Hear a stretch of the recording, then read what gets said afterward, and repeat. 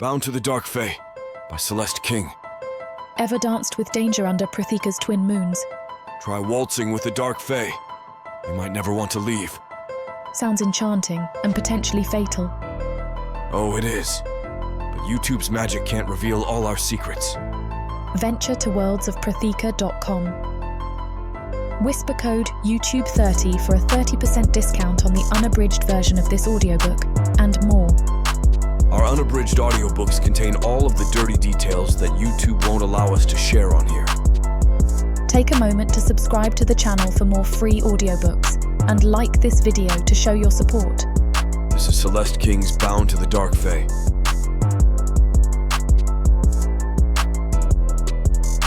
Chapter 1. Jenna. Heck yes! I wish that it didn't draw my attention, but the screaming turns my head before I can remember where I am. Instantly my stomach turns. Where are you going? A loud slap is followed by several chuckles, and I turn away from the lewd activities. What is the point of the doors on the private rooms if they are never shut? Even as I get back to work cleaning the room that was recently vacated, I can't block out the sounds from across the hall. Look at the little slut, one of the dark elves coo. Taking 3 penises and greedy for more, aren't you? I'm not sure that either of the 2 women on her hands and knees in the centre of the group wants more, but it doesn't matter. They're both toys to the elves. Being ravaged and dumped isn't a choice for either of them, not at Lux. I try not to think too hard about what I am cleaning as I mop up the various liquids on the floor, and after another scream pierces the air, I consider going to close the door. But I know I don't want to be trapped in this small room with the various smells permeating the air, and I certainly don't want a dark elf to easily slip in. I'm not meant for that. She can take more. Gods, I wish they would close the damn door. I'm one of the lucky ones. I know the human that pleases the owner, his little pet as he calls her. And as a result, I managed to secure a position cleaning, not pleasing at this club. With my modest outfit and my average looks, it's been enough to keep hands off of me. Many women cannot be so lucky in a place like this. After such success at Loer, more clubs opened with various humans for dark elves to choose from. Our jobs are to cater to the highest paying customer in any way they wish. Is it bad that I am so numb to it all that it doesn't even disgust me anymore? A whip cracks through the air, and my head turns. I'm not shocked that one is being used, necessarily, but such a sharp sound draws attention no matter how often I hear it. It's not the room with the orgy that has pulled out the toys, though. It's the one to the left, where I can clearly see a woman on her knees, naked, head bowed. Her back is red and throbbing, and each time she is struck, she whimpers out a plea. More. Her voice shakes, and I doubt that she is receiving pleasure from this. But what do I know? Some of the girls do enjoy it. They say that it's an easy job to lie there and take whatever they are given. Their bodies don't even protest anymore. Like the room to my right. I can barely see the elf from here, just his spread legs as he reclines back on a couch. A woman is kneeling between his legs as he slams his hips into her mouth. She doesn't even gag as he thrusts his penis deep in her throat. In fact, she moans. Behind her, another dark elf stands with a crop, running it along her spine. Her body shakes, especially as he slaps her ass with it. You like to be used, huh? Her moans grow louder with each swipe of the crop, her body writhing more. The dark elf never lets up, hitting her harder and faster, and she cries out as her eyes roll back in her head and a penis is stuffed down her throat. Your skin would look better red than pink, the dark elf with the whip shouts, and I have to step away from the door wary. I can't stomach some of this stuff no matter how often I see it. I do my best to block out the noises as I finish cleaning, humming to myself so I don't hear the cries and screams. They're always there in the background, but I manage to get through the rest of my shift without feeling too sick. It never gets easier to work the private rooms, but it pays decently, and it gives me better prospects than anything. No dark elves are lining up to purchase me with my average looks, thank the gods. Gone so soon, Jenna? One of the girls from earlier, I try not to learn their names, asks as I put away my cleaning supplies and grab my jacket. I saw you watching my performance. Yeah. I try to hide the disgust in my voice at the way she brags. She's one of the few that doesn't mind what they do to her, and that's why she's been here for years. Most only last months before they are bought by a patron or otherwise disappear. I have to get home. And that's all I say before I slip out of the room. I don't let on to the fact that I have a daughter waiting for me. I don't want them to know that much about me, and especially not about my Gracie. The only person I allow to know about her is Viola, an older woman that lives next door. She stays with my 3-year-old daughter while I work, keeping her safe so that I can provide for our family. It's Gracie that keeps me going. I block out everything at work by thinking of my days off with her bright smile, and the way she loves to pick flowers for our home. I finally get home in the late hours where the night is nearly morning. It's a dangerous time to be out, but I'm used to it at this point. I live on the outskirts of low towns, and there's really no safe time to be a woman alone in these alleyways. As I slip inside my house, I expect to find Viola asleep on the couch as she often is. But instead, she's standing in the kitchen making tea. I'm surprised you're up, I murmur as I shuck off my jacket. Viola doesn't smile and greet me as I expect, though. Instead, she extends a mug of tea with a grim expression. A chill runs through my body. Where is Gracie? She nudges the mug into my palms. She's in bed. I purse my lips, taking a sip and waiting for her to continue. Viola sighs softly. She has a fever. A fever. My heart pounds. As a human, it's hard to get treatment, and with little ones, a healer is often needed. And no dark elf healer is helping a human. I tried to give her tea, herbs, even place a poultice on her face to help absorb it. It won't break, and she's been crying. It hurts her so. I'm afraid you're going to need real treatment. Slowly, I sink into the chair next to me. I was afraid of this. My job barely keeps us fed and pays Viola. There is no extra for something like this. Not that I wouldn't give up all my food for Gracie, but my meagre portions wouldn't save up enough money. A dark elf won't sell anything to me, I muse, as if I even have the money. Viola knows I don't, but she doesn't point this out.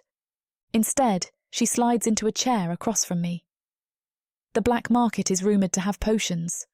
She gives me an empathetic expression and pats my hand. But it will likely cost even more. I nod. It's not like I was blind to that, but it still makes my heart sink to hear it. I'm going to check on her. Viola says nothing as I slip from the dining room, and my eyes are already burning as I enter Gracie's room. She stirs as I close the door softly behind me, and I make my way across the room. Her skin has broken out in a sweat and lost all its colour. I brush back her soaked hair, hissing at how heated her forehead is. It breaks the last bit of resolve in me, and I bow my head as the tears start to fall. I don't want to wake my daughter, so I sink my teeth into my lower lip to quiet my cries as I bow over her. I'm not sure how long I stay like that next to her, but my tears eventually dry and she never wakes. Only once my grief has passed do I have a clear enough mind to think through my options, and sitting next to her places an urgency on it. I tug my fingers through the knotted strands, knowing that there really is only one way out of this. I need to earn enough money for a potion, no matter the cost or what I have to give up for it. I will do anything for Gracie. And there is one place that dark elves will pay a lot, somewhere that I already have an inn. Quietly, I make my way back out of her room, relieved when I see Viola still sitting at my kitchen table. It seems that she has grown attached enough to my daughter to stay up worried. How is she? I shake my head. She needs a healer. I sigh and hope that I am making the right choice. Can you stay a little longer? There is something that I must do. Viola's eyes darken, but she doesn't push it. She just nods. Of course. I'll be here with her until you get back. I hope she can't see my trembling hands as I pull my coat on. Thank you. The words nearly get stuck in my throat, but I don't let my fear stop me. I have to do this for Gracie. I force myself out of the house and back into the chilly night air, starting on the path back to the club. Chapter 2. Loer. Quite a show tonight, isn't it, Loer? I grin, nodding as my eyes flick to Robso before going back to the two women on stage. A bright red flush has crept up one woman's stomach and chest as her dark elf lover uses an enchanted item to work her up to her orgasm. Her hips jolt, seeking more friction as he deftly outmaneuvers her. We all chuckle, watching as she goes mindless with the need of release he holds in his hand. Beg for it. His deep voice can even be heard from here. Please. Her eyes are half-lidded, her words breathless. Even with my sharp hearing, I can barely make it out from here. Please, master. Oh, I do love when they beg. Robso nudges me, though I don't always give in to their pleas. I chuckle along with him, knowing exactly what he means. He was the mastermind behind rounding up our group to go to Lux tonight. It's not my first time here, not by far, but I rarely go to the VIP box to watch the shows like tonight. The box we are in overlooks a public stage that anyone is welcome to, and even more can watch. I'm not typically interested in voyeurism, but I do love to watch someone squirm as they receive a mixture of pain and pleasure. Nearly as much as I like to inflict it, though few know how much I love to receive it too. I have to admit I was surprised when I saw a human brought out tonight. My eyes go back to the naked redhead tied to the chair in the center of the stage as she screams, finally finding her release. Most elves bring their lovers out here, and this is the first time I've seen one choose a human for anything besides the semi-private rooms upstairs. But her skin shows the markings so well. Robso's eyes are bright as they trace along her milky flesh. Have you tried it with a human? I'm surprised by his questioning. My friends know just how fierce I can be. I don't mind a little public display, and they have seen the way that I will mark a woman's skin and make her beg for more. But I only subject dark elf women to my appetite. Humans couldn't take what I give. I have a heavy hand, and most believe it is because I am a cruel man with an insatiable desire for pain. In truth, I bear so much of it that I need a release. My hands are not clean by any means, and it does weigh heavily on me from time to time. Though not in the way that the death of her does. I haven't. I force the thoughts away. Now is not the time for that. I don't believe they would be able to keep up with me. A whip cracks and his head turns to the stage immediately. I even lean forward, fascinated to watch as the tip lights up her skin, from sternum to belly button. The moan that leaves her lips, though, is what intrigues me more. Most women would squirm or try to pull away from it, not that she has the option. Her hands are bound behind the chair's back and her ankles are tied to the legs, leaving her bare to the man over her. But she looked eager as he strapped her to the chair, not minding handing over the control to someone else. As he hits her with another stroke, her head falls back, her lips parted in pleasure, and my eyebrows shoot up with intrigue. Robso shoots me another look. Humans are different. I chuckle. I can see that. His eyes are lit up with excitement, and I can tell just the kind of trouble he is looking to get into tonight. We plan to have fun tonight after the show, letting this be more of a warm-up. But for me, it's changing my mind on the night ahead of me. The dark elf continues to paint his lover's flesh bright red, and I watch at the way she jolts and squirms, not from pain, but from withholding pleasure. I do the same with the women I take to bed, but some dark elf women can't even take it like this. The best part about humans is they can't say no. Pharelra leans in to whisper to me. You can do whatever to them. Break them if you want. They have to take it, and no one will care as long as you pay for it. It does sound intriguing, but you'd be surprised how much they can withstand. Robso cuts back in. Ferelra chuckles deeply. All the more fun to try and break them. You must spend a pretty coin on women, Ferelra. I smirk, cutting my eyes at him. All my girls come without a price, just a request that I do break them. Robso howls at this. Think you have a better record, Loer? The woman on stage has dissolved into whimpers as her master switches out his toy. I recognize the one in his hand that will suction her clit and drive her to madness. With a coy smile, my eyes stay locked on the couple as I say, I know I do. She howls, her arms and legs jerking against the restraints as she bucks against the chair. I love when they get like this. They'll do anything for that release. And to exaggerate, the dark elf picks up a crop, stroking her skin with it lightly. You can break a dark elf woman, Ferelra cuts back in, not satisfied with my ego boosting. But until you truly master a human, you aren't better than me. A collective gasp falls across the audience as the crop slaps across her erect nipple. I can see the chills that break out across her flesh from here. Maybe I should try one tonight. This woman is really what's convincing me. I want someone that is reactive to me, especially as I watch her plead for him to touch her. Most dark elf women would throw a fit by now, but a human? Maybe that is what I need to really draw out what I want, to unload all the pain I want to give to another. And then I'll reward her for it. When he finally lets her come, she screams louder than I've ever heard, and a thrill runs down my spine. She thanks him profusely, knowing her place, and I look at my friends on either side of me. I told you, Rubso says with a smirk. Think you can manage that? Ferelra teases. They are so small and frail that I thought I'd break a human before I got my fill. But after that display, should I go for it? Even after her orgasm, the woman is insatiable. She wants more of the dark elf, a resilience I've never seen before. She's pulling at his pants with her teeth, begging him to use her, and she shudders when he grips her reddened flesh. Rarely have I seen anyone continue on for this long, but she only moans loudly when he unlaces his pants. I will say that is the one thing I have heard about human women. Their bodies, so small and pliable, can be used in ways that other races cannot. Dark elves are so rigid and defiant that it's hard to find a woman to agree to such pain without retaliation.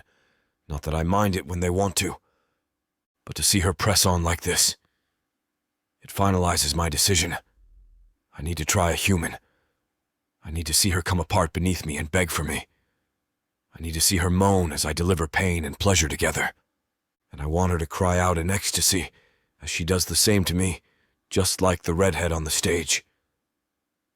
Gods, why have I been staving off for so long if this is what it is like? Now the question is, how do I pick one? A Zagfer scurries into the box as the dark elf goes to untie her, clearly not done with her yet, but they finish their public display portion of the evening. Now that you have seen just what our women can do, we have new women up for sale tonight. The Zagfer turns to look out at the stage, and my eyes go with hers. First come, first serve for the night. I sink forward in my chair, watching as 10 women are brought onto stage, and my excitement grows as I think about making them sing the way the redhead did. I need one that looks just as bright. I don't want one already broken in or who will be pliant. I need someone who is going to fight me as I wring the pleasure from their body, who is going to love the way I make it hurt. But which girl should it be? Chapter 3. Jenna. All 10 are for sale. I fight not to cross my arms over my chest. Instead, I keep my shoulders rolled back, chin lifted even though the cool air breezes through the thin fabric. I asked for this, I have to remind myself. I need the money, and this is the only way I know to get it. I have to offer myself up and pray to one of the 13 that their creatures will want me. I fought hard to get out here, and I'd hate for that to be in vain. Nikki wanted to look out for my best interests, and I understand that. That's why she got me the job as a maid instead of a girl to be bought and used. So when I went to her, begging to be put up for auction, She was adamant that she would not help me. There was no way. "Gracie's sick," I had told her, and her face had fallen. She knew then that I had no other choice. "Let me give you the money." Guilt still swirls in my stomach as I think of the way I accepted it, rushing it home to Viola to get the medicine for Gracie. "Only on one condition," I insisted, as she thrusted the coin pouch in my hand. "Let me work it off. I need to pay you back, and we both know I can't do that as a maid." She hesitated. "We both know she doesn't have a lot of money. She's a human after all. Even if she does have the favour of a dark elf, how long will it last? She needs that money almost as much as I, and I couldn't leave her in a tight space." "You have an hour," she finally admitted. "They're auctioning off new girls to nobles.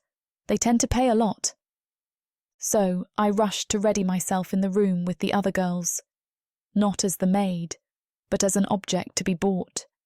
And they teased me as we dressed, chittering about how excited they were to see the nobles. Even now I can feel the excitement wafting off of them. No one else seems as nervous as I feel, and I wonder why. I thought the nobles were rougher, at least that's what I've heard. We are led out onto the stage, and I'm not sure that being the last in line is helping my nerves at all.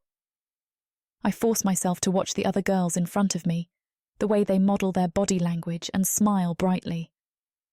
"Mimic them," I tell myself sternly, forcing my chest out and curving my body to the side so that my hips and arse look better. Gods, I hope I'm pulling off the pose the beautiful woman to my left is striking, but I feel inferior in every way. I almost want to storm out of here and quit, but I know I can't. I have to grit my teeth and endure it. Just then, my skin heats up underneath someone's gaze, and I gulp as I turn, looking for the one who is watching me. But I was not expecting to meet a vibrant pair of violet eyes. My breath catches in my throat as I take in the elf that is watching me. He's dressed in a fine tunic and pants, and he wipes his palms clean with a handkerchief that looks to be made of a material I'd never dare touch.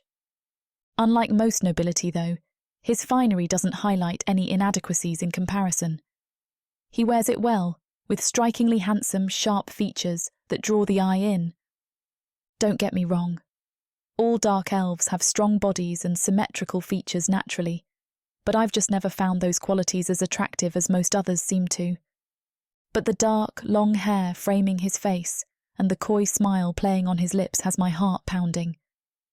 I feel out of breath and fight not to start panting, lest I look like a batlaz before him. I keep waiting for his eyes to move from me to the other women down the line. Instead, they drift down my body, heating a line with his gaze and leaving my body trembling. I'm too plain-looking to draw such attention, but his eyes don't leave me. I'm not sure if it's the expression on his face, the one of intrigue as his eyebrows pinch up and his posture relaxes, a smile pulling at his lips, or the shock at potentially being chosen that leaves me breathless. I hadn't anticipated even being selected tonight. But then he leans forward, waving the servant closer. The stage is close enough to the audience that I can hear him clearly, his voice low and husky as he asks, "Which girls are here for the first time?" His eyes are still on me as he purrs, "Who here is untouched?"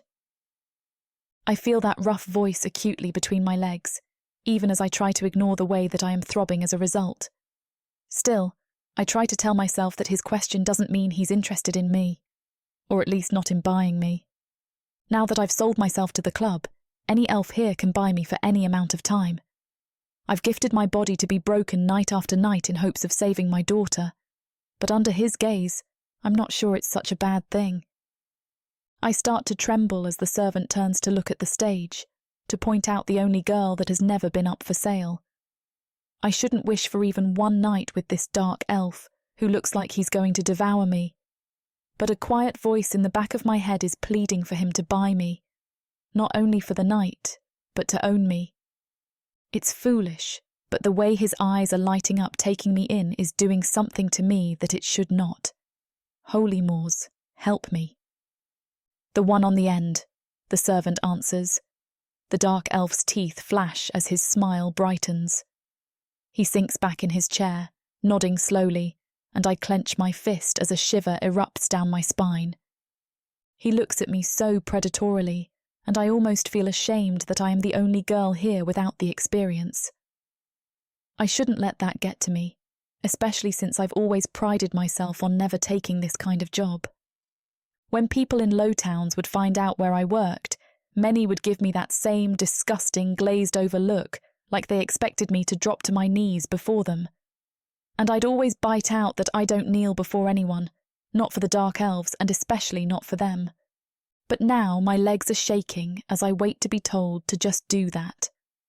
I had expected to feel my defiance rise up, to be humiliated and angry in the moment that the Dark Elf leans over to say something to the servant, while his gaze goes back down my body even slower this time.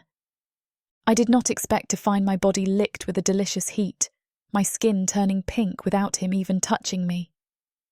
Internally, I chastise myself.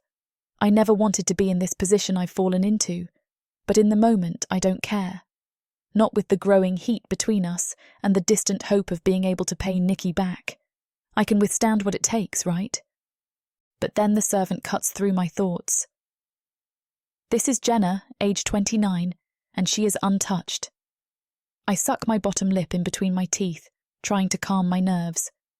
She's a hard worker and very diligent when it comes to pleasing her master. This time the heat that flashes through me is a little indignant and embarrassed. How can they say that about me when I have never done this? What would this elf think if he knew I was a cleaner, not a common slut? I almost want to shout it as I take in his self-satisfied smile at her response. He's priding himself on picking the right girl. I can tell from his laughter and the way he nudges his friends. But will I be diligent and compliant? I'm no longer sure as my anger surges. I hate that I was forced into this position, and even though this elf can reduce me to a puddle with a few words and a look, I refuse to bend before anyone else.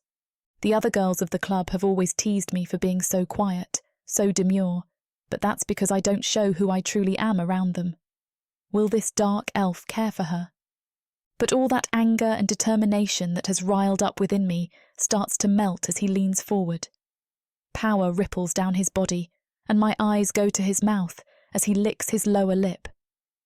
Gods, I'm nearly a puddle on the ground now. Nothing could have prepared me for the way my heart would completely stop as his husky voice resurfaces, directed at me for the first time. Come closer. My feet move of their own violation, my body aching to get closer to him. Introduce yourself, he says. I'm barely breathing. I don't know how I'm even going to find my voice. But his eyes draw me in again, my teeth sinking into my bottom lip as I conjure up the words that he wants to hear. His violet gaze brightens and my blood heats. Gods, what is he going to do to me?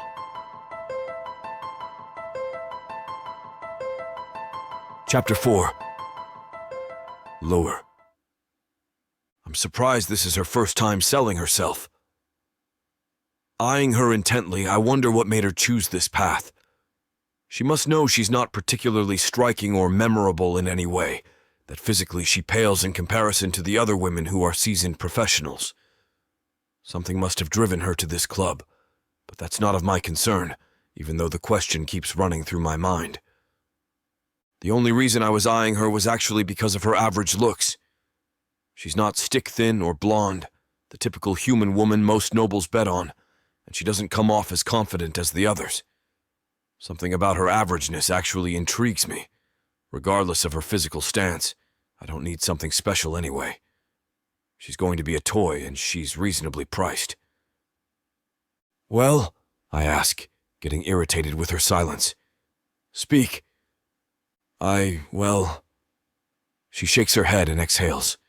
My eyes roll. I don't have time for her nerves. My name is Jenna, she replies quietly. Go on. Did no one prepare this girl for the auction? She must know how to advertise herself, or at least try to be the slightest bit interesting. I'm great with conversation, she continues, while averting her gaze and biting her lips between words. I can cook and clean and am well-versed in history. Well-versed in history? What the hell does she think I want her for? Buying a human for verbal companionship might be the most idiotic idea I've ever heard of. I've heard stories of elves doing such a thing, but they can't understand our powers, the courts, or the royal rituals lining the years of our lives. They might be able to nod and listen, but intellectual stimulation is rare or wholly eradicated with them. Her naive nature both irritates me and catches my interest. There's something attractive about such oblivious innocence, although I still feel she's wasting my time as she keeps talking. A sigh exits my lips, and my arms cross as I look over her body, like she's magically going to grow bigger tits and an ass. They're not bad, but could use improvement. Still, her chest would look nice while she bounces on top of me. Glancing at my friends beside me, I notice they're already calling on the other girls and snickering with each other. One even hands the other currency as a bet that he'll be the highest bidder on the voluptuous blonde on stage next. When I hold up my hand, she stops talking about her hobbies and dreams. I don't care to know who you are, girl, I snarl. I want to know why I should choose you. My pointer finger motions to the stage where the other girl is stepping up. Over any of the other women here. Look. She sighs and looks at the ground before shaking her head. Her eyes meet mine, filled with an emotion I can't decipher. I need this job. I don't want to be here, but I have to be. I'm desperate. A laugh springs from my mouth as I hunch over. Humans have such a sense of pitiful comedy, yet they always cease to amaze me by thinking how special they are. When I look at her again, I'm sure she's telling the truth. My smile doesn't fade from my lips, and the fact of her true desperation only makes the statement more hilarious. You're human, I chuckle. Of course you're desperate. Look at the outfits they have you in. What makes you think the other girls don't feel the same desperation as you? She looks toward the stage, but her head remains tilted downward. She's trying to avoid my gaze by any means, which only makes me want her more. Fear is best combined with desperation. It makes my targets more vulnerable and insecure. That's how you get the good ones. Wait until they have no other options. Her head turns back to me and her eyes water. She looks more enticing when she's about to cry, her eyes wide and wet. I wonder if her vagina would drip the same way her tears do, the thought making me hard in the middle of the room. Smacking and licking my lips, I look over her again and imagine her sobbing. I could even use her tears to moisten the rest of her if I wanted. Even her vocal cries while she releases her despair would turn me on, especially if she did it while on the bed waiting for me. Her tears could stain the pillow while I do her from behind, or fall on my face as I force her to ride me. However, she decides to cry. I'm for it. She tries to remain strong, refusing to wipe the tear off her cheek, not to make her desperation more obvious. But a part of me wants her to. My other side wants to see how long she can hold out. If I can make the tension of the emotions last longer, there might be a greater release later. Glancing down, I notice I'm getting harder the more I think about it. Her eyes don't leave my gaze, giving me hope that she has no idea what I have planned for her. The look of surprise on a woman is almost as great as fear. My thoughts are broken by the next woman standing on stage and the bids being called out for her. My friends scramble to throw out their prices. The one who made the betting offer is offering significantly more than most, but one elf continues to raise the price. Shaking my head and sighing, I look back at Jenna's wet eyes again. There's no use betting so much on something so disposable, but to each their own. Deciding to break her tension, I speak firmly. Well, pausing, I lift my eyes to hers, trying to stare her down to force more tears out of her. Given your clear desperation, I must ask, are you willing to do anything? My emphasis can't be more explicit. While I'm not opposed to denial, I'm also not a brute like some of my friends. I'm not going to force a woman into my possession entirely, but even if she disagrees, I might take her anyway. She nods, much to my delight. Still, my curiosity is piqued. While I'm usually not one to ask questions, I can't help but vocalize my wandering thoughts. Why now? I question her and scoff. I mean, you're older than most of the women on the stage, and you're... My eyes roll over her physical features again. It makes my mouth water, but I fight back on that. Not incredibly attractive, not special in any form. Brown hair and eyes. My shoulders shrug. Average build. What could motivate you to participate in this draw when you're among the least coveted ones here? I can tell my comments have offended her. Good. Maybe the words will increase her desperation. The best way to beat a woman down mentally is to compare her to others. If she can provide me with a reasonable explanation or come back, she might be more worth my time than I thought. I have a daughter, she spits out before inhaling sharply, while her gaze turns into one of determination. She closes her eyes and exhales before locking eyes with me again. She needs treatment. A daughter? How perfect. A desperate mother motivated by her primal desire to protect and ensure her baby's wellness. She might have been right. She very well could be the most desperate soul on that stage. When a woman gives me a stupid reason as to why she's willing to do anything, usually it means she'll stop me somewhere along the way. She thinks she still has a choice, although she consented. It's more of a scam than anything, even if they're lying to themselves along with tricking me. With this one, she's truly desperate, which makes me wonder if that's why I'm so attracted to her. I've often wondered what my type would be. Some of my friends are picky when it comes to physicality, and others request specific traits like cooking and cleaning, but my choices are pretty much the same. Reasonably priced, obedient, and open to my wishes. There's really no type in my mind, but this makes me wonder if hopelessness could be a quality of my tastes. Glancing at the smiles and perky chests walking across the stage, I grin. My friends might get the bombshells, but they most likely won't completely satisfy their needs. They know they're desirable. They believe there's some worth to them. Some even demand respect from elves. Stories that make my stomach turn. My friend wins his bet and meets with the woman he bought on the stage. She's already doing the act, touching his shoulders and giggling at his jokes. I give it 2 days until he's tired of her. There's another life depending on Jenna, one she will do anything to protect. When I glance at her again, I can tell she's motivated and strong-willed, but not to have her way, to get paid.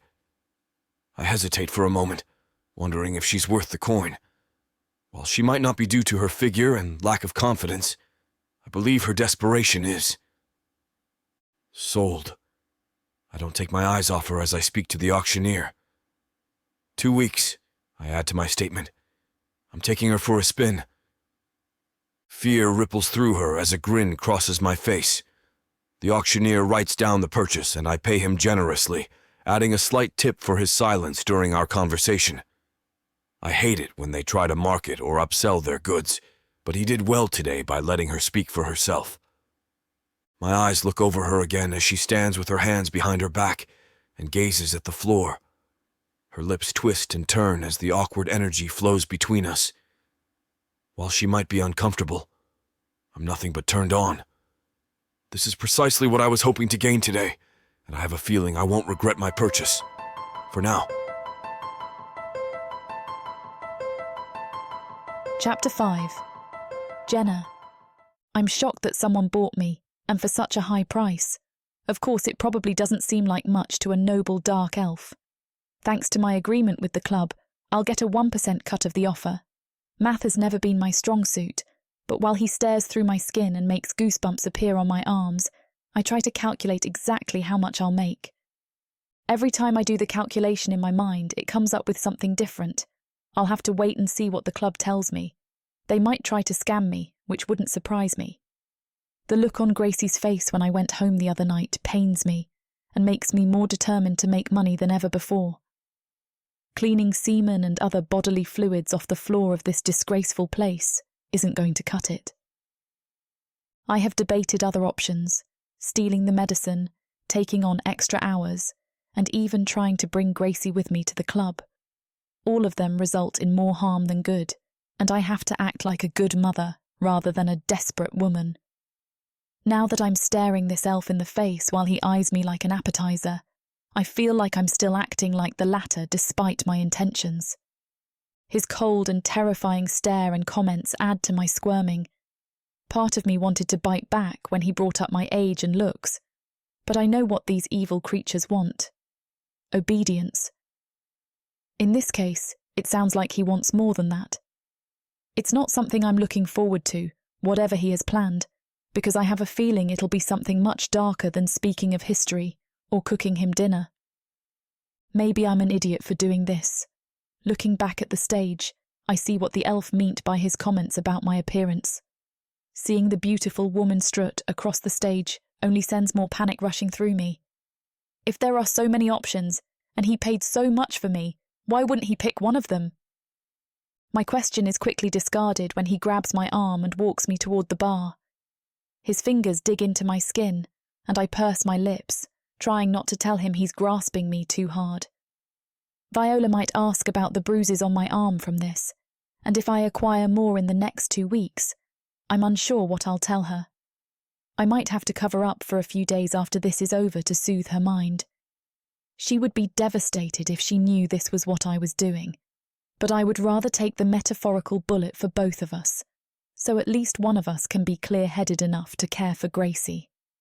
One bordering the side of the building, only one room next to it, the elf states, handing the bartender a hefty amount of coin. The statement makes me run cold. Why does he want to be so isolated? A part of me is grateful that it's not one of the public rooms. I'm unsure what I would do if someone outside the club recognised me doing God knows what to this creature. The bartender looks at me quizzically, the back at the elf as he raises his eyebrows and shakes his head. The elf's grip tightens, and he shoots the bartender a glare. Okay, so it's not just me, I think as I catch the elf's apparent aggravation. I'm not the only one wondering why he picked me. The confirmation of me not being crazy further strokes my panic, making my thoughts swirl in circles as the bartender hands the elf the key. Without meeting my gaze, my purchaser takes the key and leads me through the crowd of cheering, misogynistic elves to the back rooms. Some things they say about these women make them seem like everyday objects one would find at a janky thrift store. Her tits aren't worth that, come on! Imagine that ass in the air. She's too confident. We need to humble her before taking her back. Hair's long enough to pull while I hit it from the back, am I right? They laugh and agree with each other's demeaning statements as I step around their feet and try not to bump into any of them. While this elf has just paid a good amount for me, I doubt he would protect me if a fight broke out due to me literally stepping out of place. Luckily, we're out of the crowd and in one of the long, dark hallways soon enough. I sigh, knowing this has always been my favourite hallway to clean. Most of the patrons take forever in these rooms, which gives me time to catch my breath and be away from the obvious chaos of the public spaces. My heart catches in my chest as I see the last door on the row. The patrons take forever in these rooms. Not only does he have me for a matter of hours, but he bought me for 2 weeks. We reach the room, and he twists the key in the door, a sound that marks my loss of independence, and, probably, my dignity as well. He throws me into the room, and I step on the red carpet I've spent many nights sighing over. My arm reaches where he was holding me, and I already see blue and purple marks forming in the pattern of his fingers. When I meet his eyes, he's closing the door with an eerie grin. My eyes dart to the floor, examining the dirt and wet spots all over the room. I would roll my eyes and groan at the mess if I were alone. Of all the times I've been in this room, I never thought I might have to clean up my own fluids one day. Straightening my back and cracking my neck, I exhale and stare the elf down. My shoulders move back, and my chin lifts as I extend my arms to the sides. What now? He laughs a chuckle that almost dirties the room more than the spots on the floor. Walking past me, his eyes roam over my chest and hips. I feel like he can see my bones, examining how easily they could break under his touch. I turn around as he walks past me and keep my gaze on his eyes, regardless of his wandering. Sitting on the couch in the back of the room, he groans, stroking his chin and eyeing me. His arms drape over the back of the sofa as he exhales and lifts his eyes to mine. Strip. If rolling my eyes wouldn't possibly get me a smack across the face, I would. I do, however, sigh to express my disapproval of his wishes. Just because they want us to be obedient doesn't mean we must like it. My hands reach the bottom of my shirt and I pull it off quickly, dropping it to the floor next to me before fumbling with the button on my pants. Ah, he chuckles, wagging a finger. Number strip like you're getting paid to. His eyes glint with sarcasm and condescension. That's what you're here for anyway, right? My tongue pokes the side of my cheek so hard I think it might pierce my skin. Fine, I think to myself as my eyes close. He's right. This is what I signed up for. He's not here for my attitude. He's here for a good time. If I do this well, maybe he'll even consider a tip. The thought is improbable, but I have to take the chance. I have no choice. Undoing the button on my pants slowly, lifting my chin and parting my lips as I drag them to the ground and kick them away. He bites his lip and inhales, his chest rising with the craving I've seen 1,000,000 times in these dark rooms. I turn my back to him as I unclip my bra and let the strap slide halfway down my shoulders, before looking over my shoulder with a grin. My hands release the garment, and it falls lightly to my feet. While turning away from him, I grimace and roll my eyes as my fingers lightly grab the sides of my underwear. My hands pull them to the ground slowly, accentuating my ass before standing up slowly and arching my back. A part of me is surprised. I didn't think I had this in me, but then again, I'm motivated by the most important thing in the world. Gracie is worth every gruesome second of this charade. She has to be, because there's no way I'm escaping this room now. When I face him, he smiles widely and nods, raising his eyebrows in surprise. I'm slightly offended by the reaction, but I stand tall and firm before him, regardless of his arrogant nature. "Lie down," he commands while standing from the couch. My eyes flicker to the bed beside me, and my heart sinks into my gut. I know the clients here aren't here for a regular hookup. They have some of the most depraved tastes of any creatures I've ever known, and the stories the girls have told me in passing are something of nightmares, regardless of the payout. My legs carry me to the mattress, as if they can already taste the coin I'll receive for this night. My knees hit the mattress, and I lay on my back, trying not to shake as I pick the spot I'll stare at on the ceiling for the rest of this agonizing adventure. I have no idea who this elf is or what he wants, and I feel like I've stooped to the lowest of the low to put myself in this position. His hand grasps my leg tightly, and I look at him in surprise. I didn't even hear him approaching me while I was lost in my thoughts. His gaze is animalistic, almost feral, which makes me hesitate more. I don't think I can do this. "Wait," I spit out nervously. "What's your name?" He scoffs and continues to move his hand up my leg as he walks around to the side of the bed. "You know mine, it's only fair." He leans down, his fingertips trailing up my thigh softly. "Loer," he whispers, his breath warm on my neck. My eyes close. For a second, I'm enjoying the sound of his voice in my ear before he grabs my chin forcefully with the hand that was stroking my thigh. "And you should remember this isn't social hour, princess." I squirm, trying to escape his grip as the fear overrides my mind and body. He smiles as I wriggle and writhe, holding my other arm down with his hand. He jerks my face closer to his and looks at my lips with his icy stare. "I will tell you one thing," he whispers. "I hate unnecessary small talk. Now shut up and do what you were paid to do." "I'm not..." His lips press against mine, and my sentence is lost in the warmth of his breath. The force of his tongue hits mine, and I try to sink into the cushions and pull from him, but it's too late. He's bought me, and I have no choice but to submit to his wishes. Chapter 6. Loer. You two might need to take a break because the chemistry between Loer and Jenna is electrifying. If you're craving every intense moment, visit prothekaworlds.com and grab the unabridged version of Worlds of Protheka for 30% off with the promo code YouTube30. The discount applies to all unabridged content on prothekaworlds.com, so you can dive deep into the story without any interruptions or ads. Trust me, this is an experience you don't want to miss.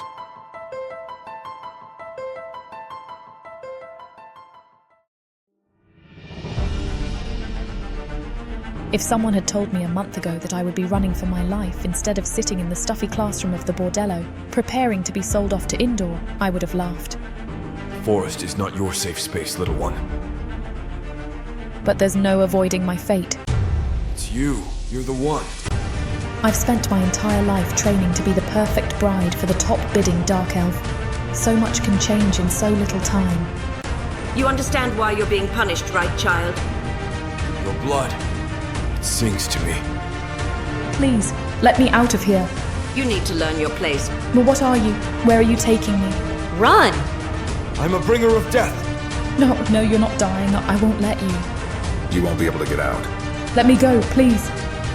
Sadie, I will make you mine.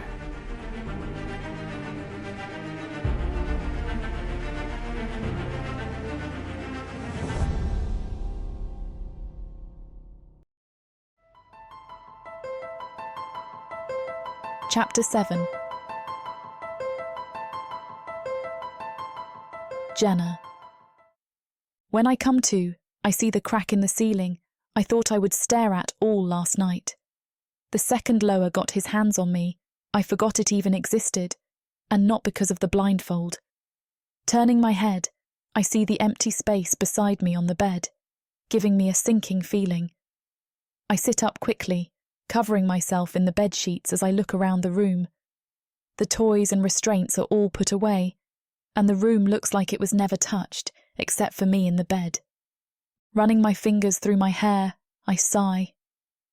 The last thing I remember was staring into his entrancing eyes and feeling his long, dark hair cascade over my face.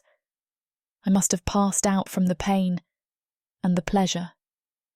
I've never felt like that before, so aroused and ecstatic. I've never begged for anything, but I probably still would have, even if he didn't order me to. Sighing, my hands run over the smooth sheets as I glance at the empty space.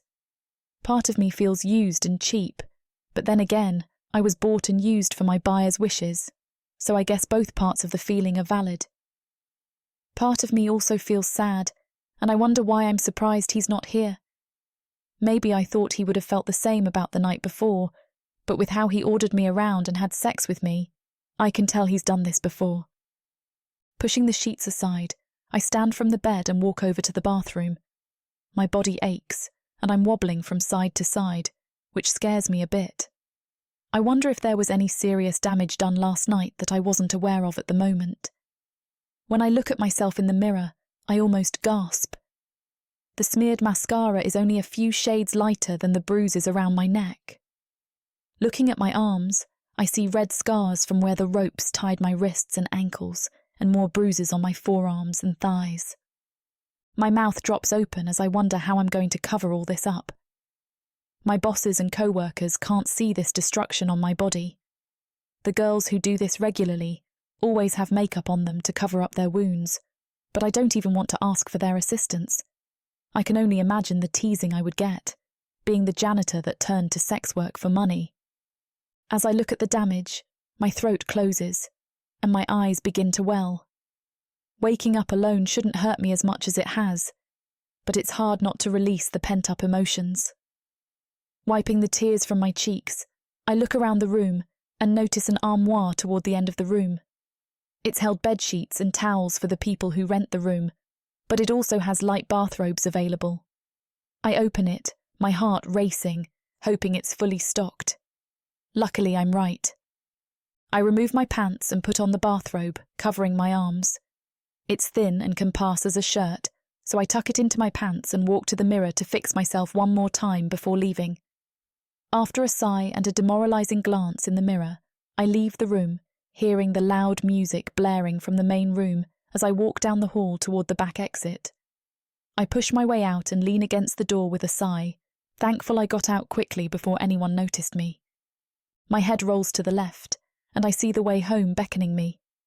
Viola and Gracie must be wondering where I've been. Peeling myself off the door and putting a foot in front of the other, I take the longest walk of shame through the city.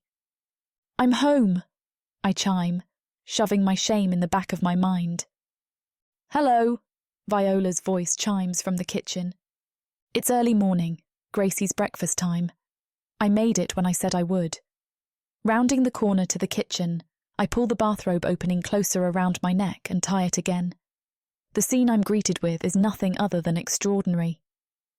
Viola looks at me from across the table with a pleased grin, and upon further investigation, I see Gracie eating waffles instead of the light and bland food we've been giving her ever since she fell ill.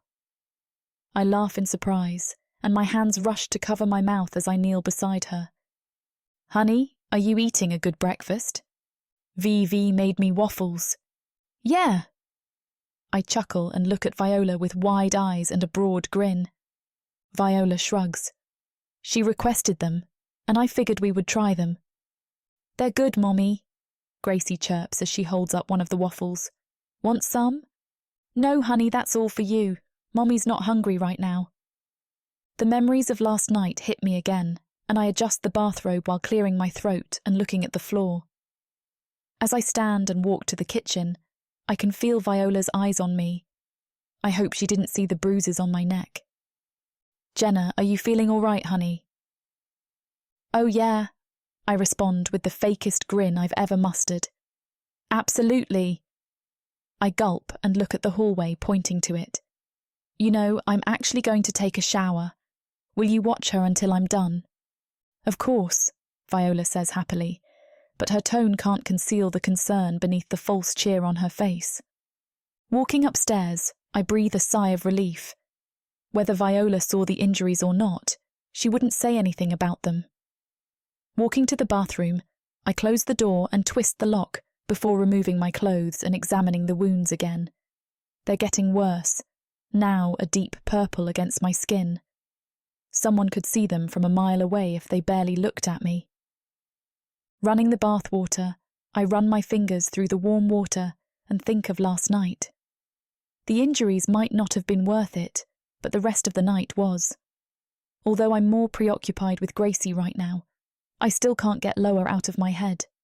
Part of me wishes he stayed only to do it again this morning, but I know getting home to Gracie is much more critical. I get into the warm water and twist the lever off as the cheap feeling settles in again. My hands wave over the water as I think I'm nothing more than a number.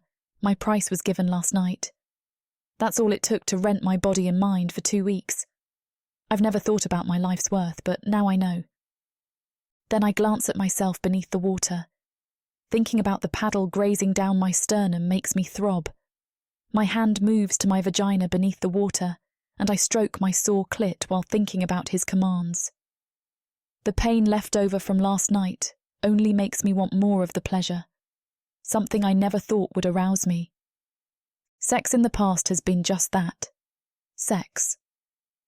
A fleeting moment of physical pleasure with an orgasm that disappears after 20 minutes, if I wasn't faking it, that is.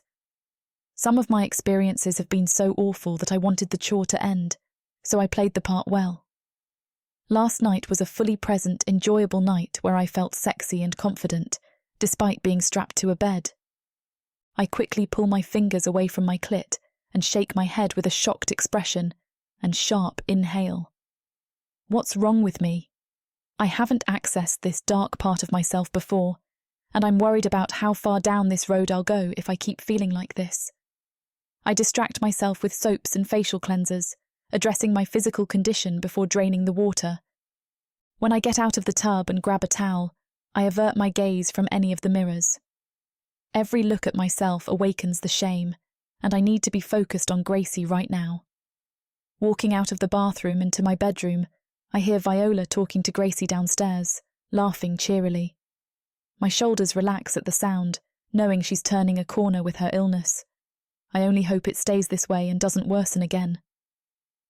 I pick out the one turtleneck I have in my closet and pull it over my head. Viola might wonder why I'm wearing it around the house, but again, I doubt she'll vocalize any concerns. Sighing and finally looking in the mirror, I see my old self again without any marks on my body. As my comb runs through my hair, I get lost in a daze, thinking about how he looked at me right before he finished inside me. I could have sworn there was more behind his gaze than just wanting to have sex with me, but I have to remember he's a dark elf, a creature that's known for selfishness and consistently entertaining primal desires. Still, I'm unsure sex will ever be the same for me again after him. I might have to add him to my highlight reel in the future, something to think of to get myself off, or think about if I'm ever in a bland physical situation with another man. Walking out of my room, I notice Viola coming out of Gracie's down the hall.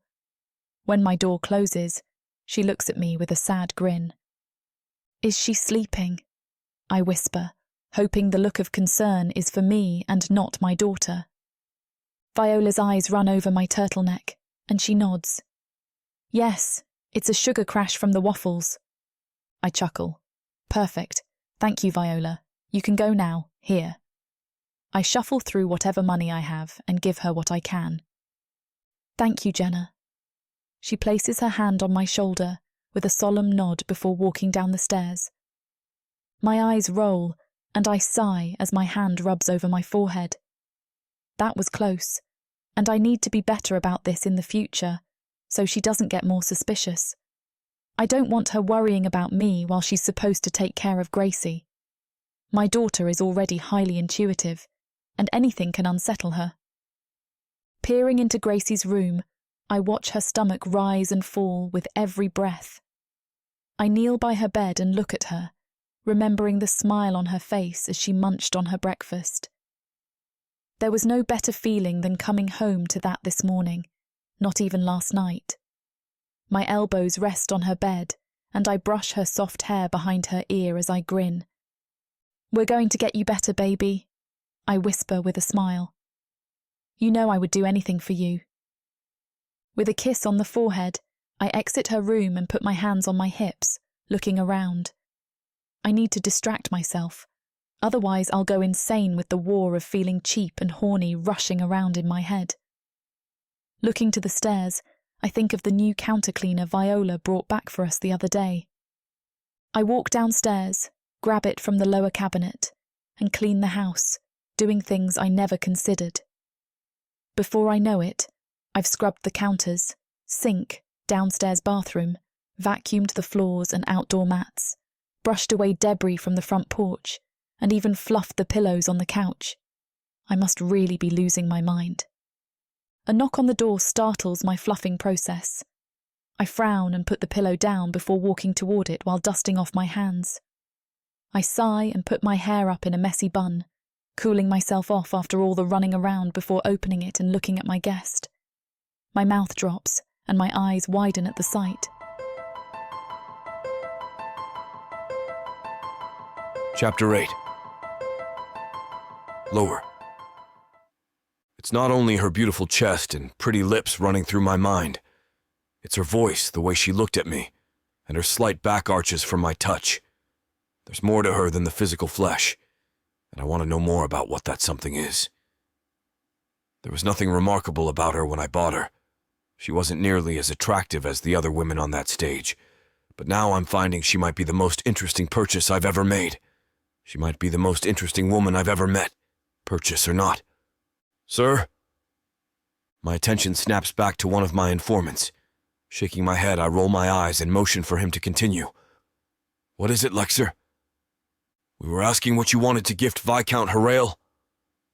I let out an exasperated sigh. This new noble isn't my favorite.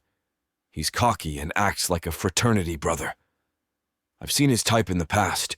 Their ego runs the show, and they make careless mistakes because of their foolish nature. "What are her interests?" I ask, leaning my face on my hand. "Her, sir?" "What?" "You said her interests." "No, I said his," I snarl. "Yes, sir, of course. Well, from the information we've gathered, he's one to take interest in." I couldn't give less of a care whether he's more into antiques or gardening. This meeting is pointless, but I'm here for appearances more than anything else. If I could choose to be anywhere, it would be with Jenna. Not in the dingy club room we had last night. She deserves to be taken somewhere luxurious, maybe an upscale hotel in the countryside, or vacation in a faraway castle, preferably with a dungeon. Imaging her strung up on hooks on a dungeon wall with only torches illuminating the curves of her body makes me hard. Biting my lip, I think of pressing her against the wall and choking her as she begs me to slide between her legs. Her nipples would brush against my mouth lightly, and her taste would overwhelm me. I can only imagine... Sir? Get him whatever you want, I snap at my informant. Engrave a sword with Viscount Harum if you want. Horael, sir! Get thee out, I growl. As they turn to leave, I speak up again. And tell Jarl and Prozet I want to see them at lunch. The informants leave, and I sigh, rubbing the bridge of my nose with my fingers. This girl is going to mess up all my plans if I keep thinking about her. I've never felt this way before. Typically, girls are purchased, used, and discarded until I have a moment of free time. They never enter my head or distract me from my ruling matters during the day. I find myself wondering about this daughter she spoke of. She said she needed treatment, and I wonder what for. Is her home one that could have toxic mold growing in the walls, or are they safe in a lovely house in the hills? Judging by her desperation, I can only imagine it's the first of the two. Mold or not, she's not a wealthy woman. I wonder how else she makes money. This is her first time selling herself, so she must have some job on the side that isn't willing to provide her with much. She deserves better than that, but I'm unsure if she believes that or not. I wonder if she'll quit that job and resort to selling herself more since she needs the money. The thought of her with someone else enrages me and makes me laugh. There's no way someone else could pleasure her like I did last night, but the thought of someone else trying to and harming her makes my blood boil. The fact that she's only doing this for money does strike some sadness in me, which unnerves me. I don't feel guilt or sorrow. It's not in my nature. I only have 3 emotional modes: horny, angry, and determined. At least, that's all I've had since the death of... My head shakes, and I get up from my throne to walk to the dining hall. My favorite lunch is placed at the head of the table as requested, and I'm surprised by how well it's presented today. Fargal listened when I told him more care should be taken in the food preparation. While he can be a blubbering idiot, he can cook, which is what he's hired for. Occasionally, he'll teach me about the spices and ingredients used in a new dish. He's not much to listen to, but he fills this giant castle's silence.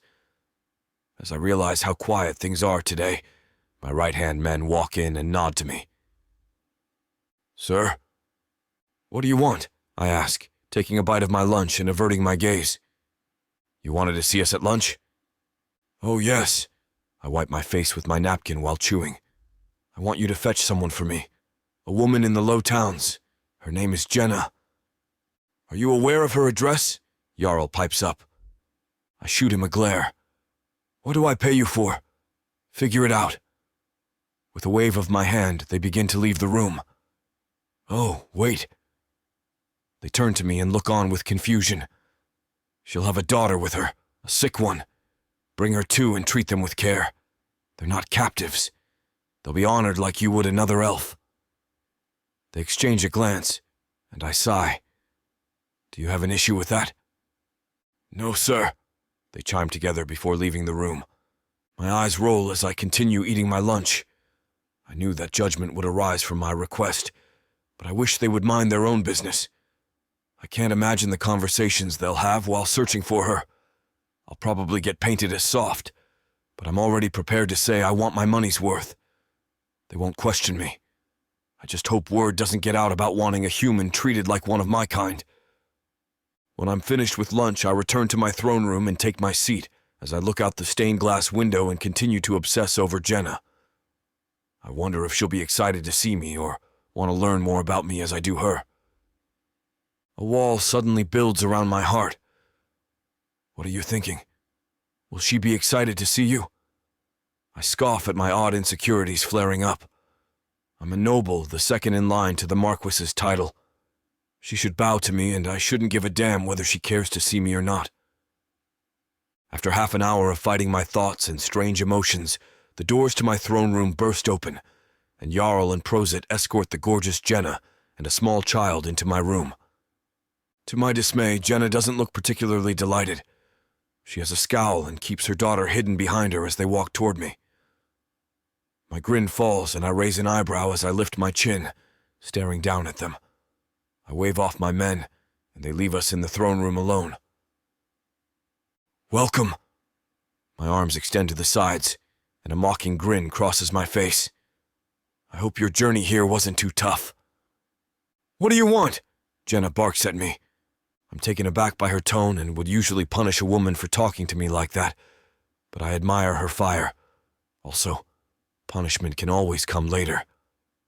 Well, after our... My eyes flash to her daughter, who cowers behind her. Agreement. I figured you would know this was part of the deal. Bringing my daughter into this situation was not part of our deal, she growls. I stand, adjust my robes, and crack my neck before walking down the steps from my throne and approaching them. Jenna backs up, keeping her daughter behind her like a lioness protecting a cub.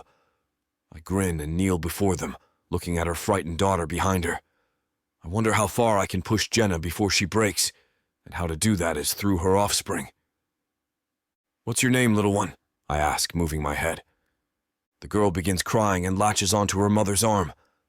Jenna picks her up and backs away from me, keeping her daughter's head pressed into her shoulder as she shoots me a glare. I stand and grin, liking the anger in her gaze. I want her as fired up as possible tonight. Anything to make her as desperate as last night will do, even if it means using the child to get to her. Yael! Prozet! I shout before the doors swing open. Jenna whirls around to look at them and tightens her hold on her daughter. My eyes flicker to Jenna's fearful gaze, and I smile again. I snap my fingers and tick my tongue before looking at Jenna again. Her name? Gracie, Jenna's voice trembles. Yes, take Gracie to the eastern quarters. What? Jenna exclaims as she holds her daughter tightly. No, you can't take her. Oh, she won't be harmed, I snicker as I approach her. Yael puts his hands on Gracie, and Jenna backs away from them and clutches her daughter to her chest. Prozet sneaks around from her side and takes Gracie. Jenna tries to follow them, but I grab her arm quickly and stare into her eyes. You have no right to do this, she shouts. Actually, due to my recent purchase, I do. She was never part of the agreement. I chuckle as I pull Jenna close, her chest hitting mine as she tries to wiggle out of my grasp. She is now. And don't worry. My gaze lifts to the doors as Yael and Prozet close them, leaving with her child. She can have a comfortable stay here. My eyes flicker back to Jenna's, which are filled with fear. If you're a good girl, willing to obey my orders. Her lips purse, and she glares.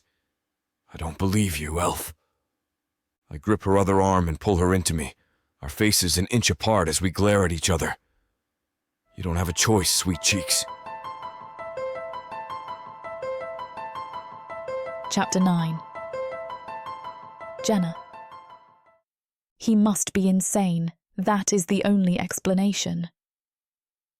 I close my mouth, which dropped open at the sight of Loer. I try to keep my face as devoid of emotion as possible, but from the way the dark elf smiles at me, I know he caught my immediate reaction. I bow my head as my face grows hot. I am blushing, and I hate the fact that I am betraying myself like this. What do you want from me? I ask him, the humiliation brimming over in my voice. Loer sighs and gestures at the table in front of him. Sit, eat. I order you to eat. His voice is forceful, stern, and he still owns me. So I sit down and grab the basket of bread closest to me. The bread is still warm, freshly baked. A gasp escapes me as I lift the bread and inhale. It is warm and feels tender and slightly flaky. Loer stares at me intently. His eyes are bright and sharp and hot when he looks at me. It is as though the very act of me eating turns him on, and I haven't even put the bread in my mouth yet. He pushes a pat of butter towards me. Use your fingers. He orders me and crosses his arms over his chest. He leans back in his chair, and I do not miss his heavy exhale when I finger the butter and smear it onto the bread. I put the bread in my mouth then, and I cannot help but moan out loud. The bread is decadent, and the salty, rich butter only elevates the taste of it. I swallow eagerly and reach for more bread. It is only when Loer is pushing a different dish in front of me that I realise I finished the entire basket of bread. I don't understand why I am eating so eagerly, because I don't really have an appetite. It seems that the simple fact that Loer ordered me to eat makes me excited. And I don't understand why. I finish a plate of roasted and braised capra meat, which is softer and more flavourful than anything I have ever eaten before. As I sit there and eat with Loer watching me, my anxiety skyrockets. Loer hands me a glass of mead, and I swallow it gratefully. I need to check on Gracie, but I know that I cannot get up until Loer allows me to. What do you want from me? I almost bark the words out at him, and he raises his eyebrows. Then he uncrosses his arms and leans forward. He smiles lasciviously at me, and when he speaks it is under his voice. I want to have sex with you again. I cough, spitting up some mead that I hadn't properly swallowed yet. My face burns as I continue coughing. A broad, wicked smile stretches across Loer's face, and he sits back again. He is actually crazy, I think to myself as I wipe my face off with a napkin that Loer puts down in front of me. He has another thing coming if he thinks I'm going to have sex with him in broad daylight. And with Gracie so close by, there is no way that I'm going to spread my legs for him. My face burns some more as an excited shiver thrills up my spine. My mind has flashed back to the room in the club. I push the thoughts away and look at him steadily. I'm about to open my mouth to speak, to insist that he leave, to tell him that I refuse to do him right here and now. But Loer speaks before I have the chance. Relax. He rolls his eyes. He runs a hand through his dark hair, pushing some of the long strands away from his face. I'm just teasing you. He stands then and starts pacing, the same frenetic energy oozing off him that he had when I first met him. I mean, he continues, don't get me wrong, I like sex outside, but I'm not here for that, not today anyway.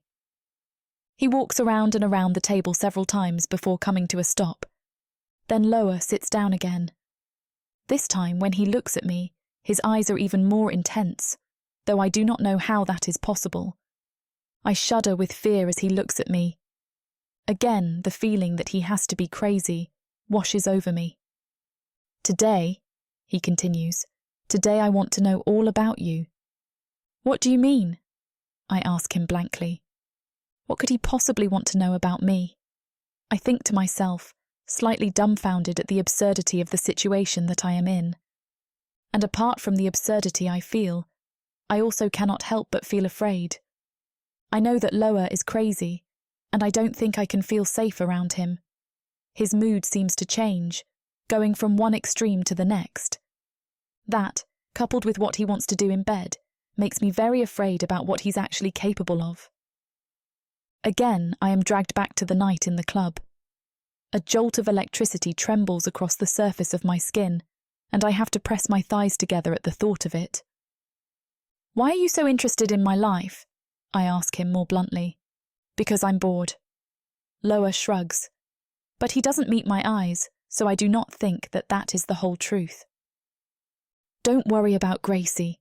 She's with my butler, who will keep her busy while you tell me all about you.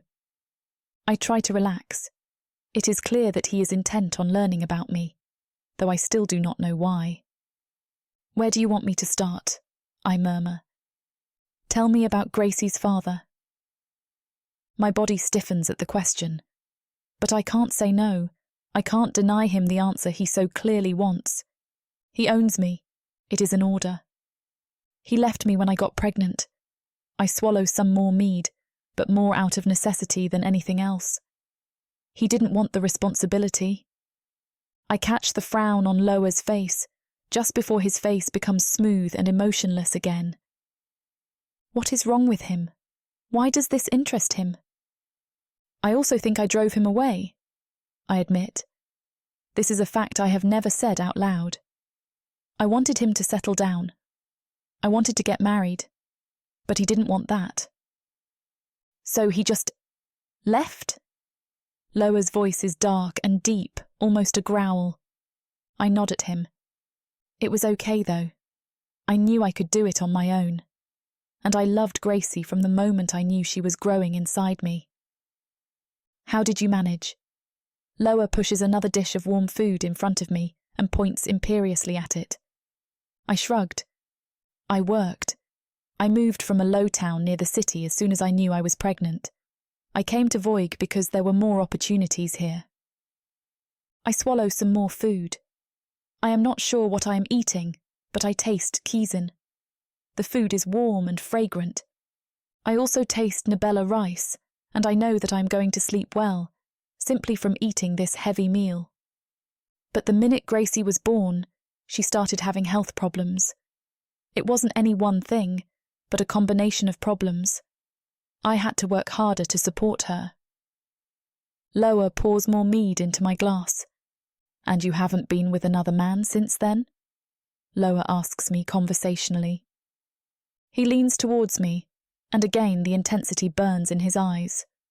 I pause and take another necessary sip of the mead. I pause before continuing. I was with a few men, but things never worked out. Gracie was always sick, and no man wants a woman with a kid. But I was better off without them. Did they please you? His voice is demanding. Sexually? I shrug, but he places a hand on my wrist and squeezes. No, I admit reluctantly. I don't want him to have this kind of power over me. No, they did not. Loer smiles then, almost triumphantly. I am just happy that the look of intensity in his eyes has dissipated just slightly. I realise then that he does not actually care about my past. He just wants to see my squirm. For a second, I want to take the glass of mead and dunk it on him. But I restrain myself. Why were you working in the club? He continues the interrogation, and I feel myself start to crack with every new question that he asks me. I have spent years separating myself from the depravity of the club. I have spent years sealing up the holes in my heart that came from Gracie's father leaving, and so many failed relationships. And now, in an instant, those holes have been unplugged, and the wall separating me from every other woman in the club has come crashing down. I am at the mercy of a man, for the first time in my life. Worse, I am at the mercy of an insane dark elf who might be more sexually debauched than any other dark elf at the club.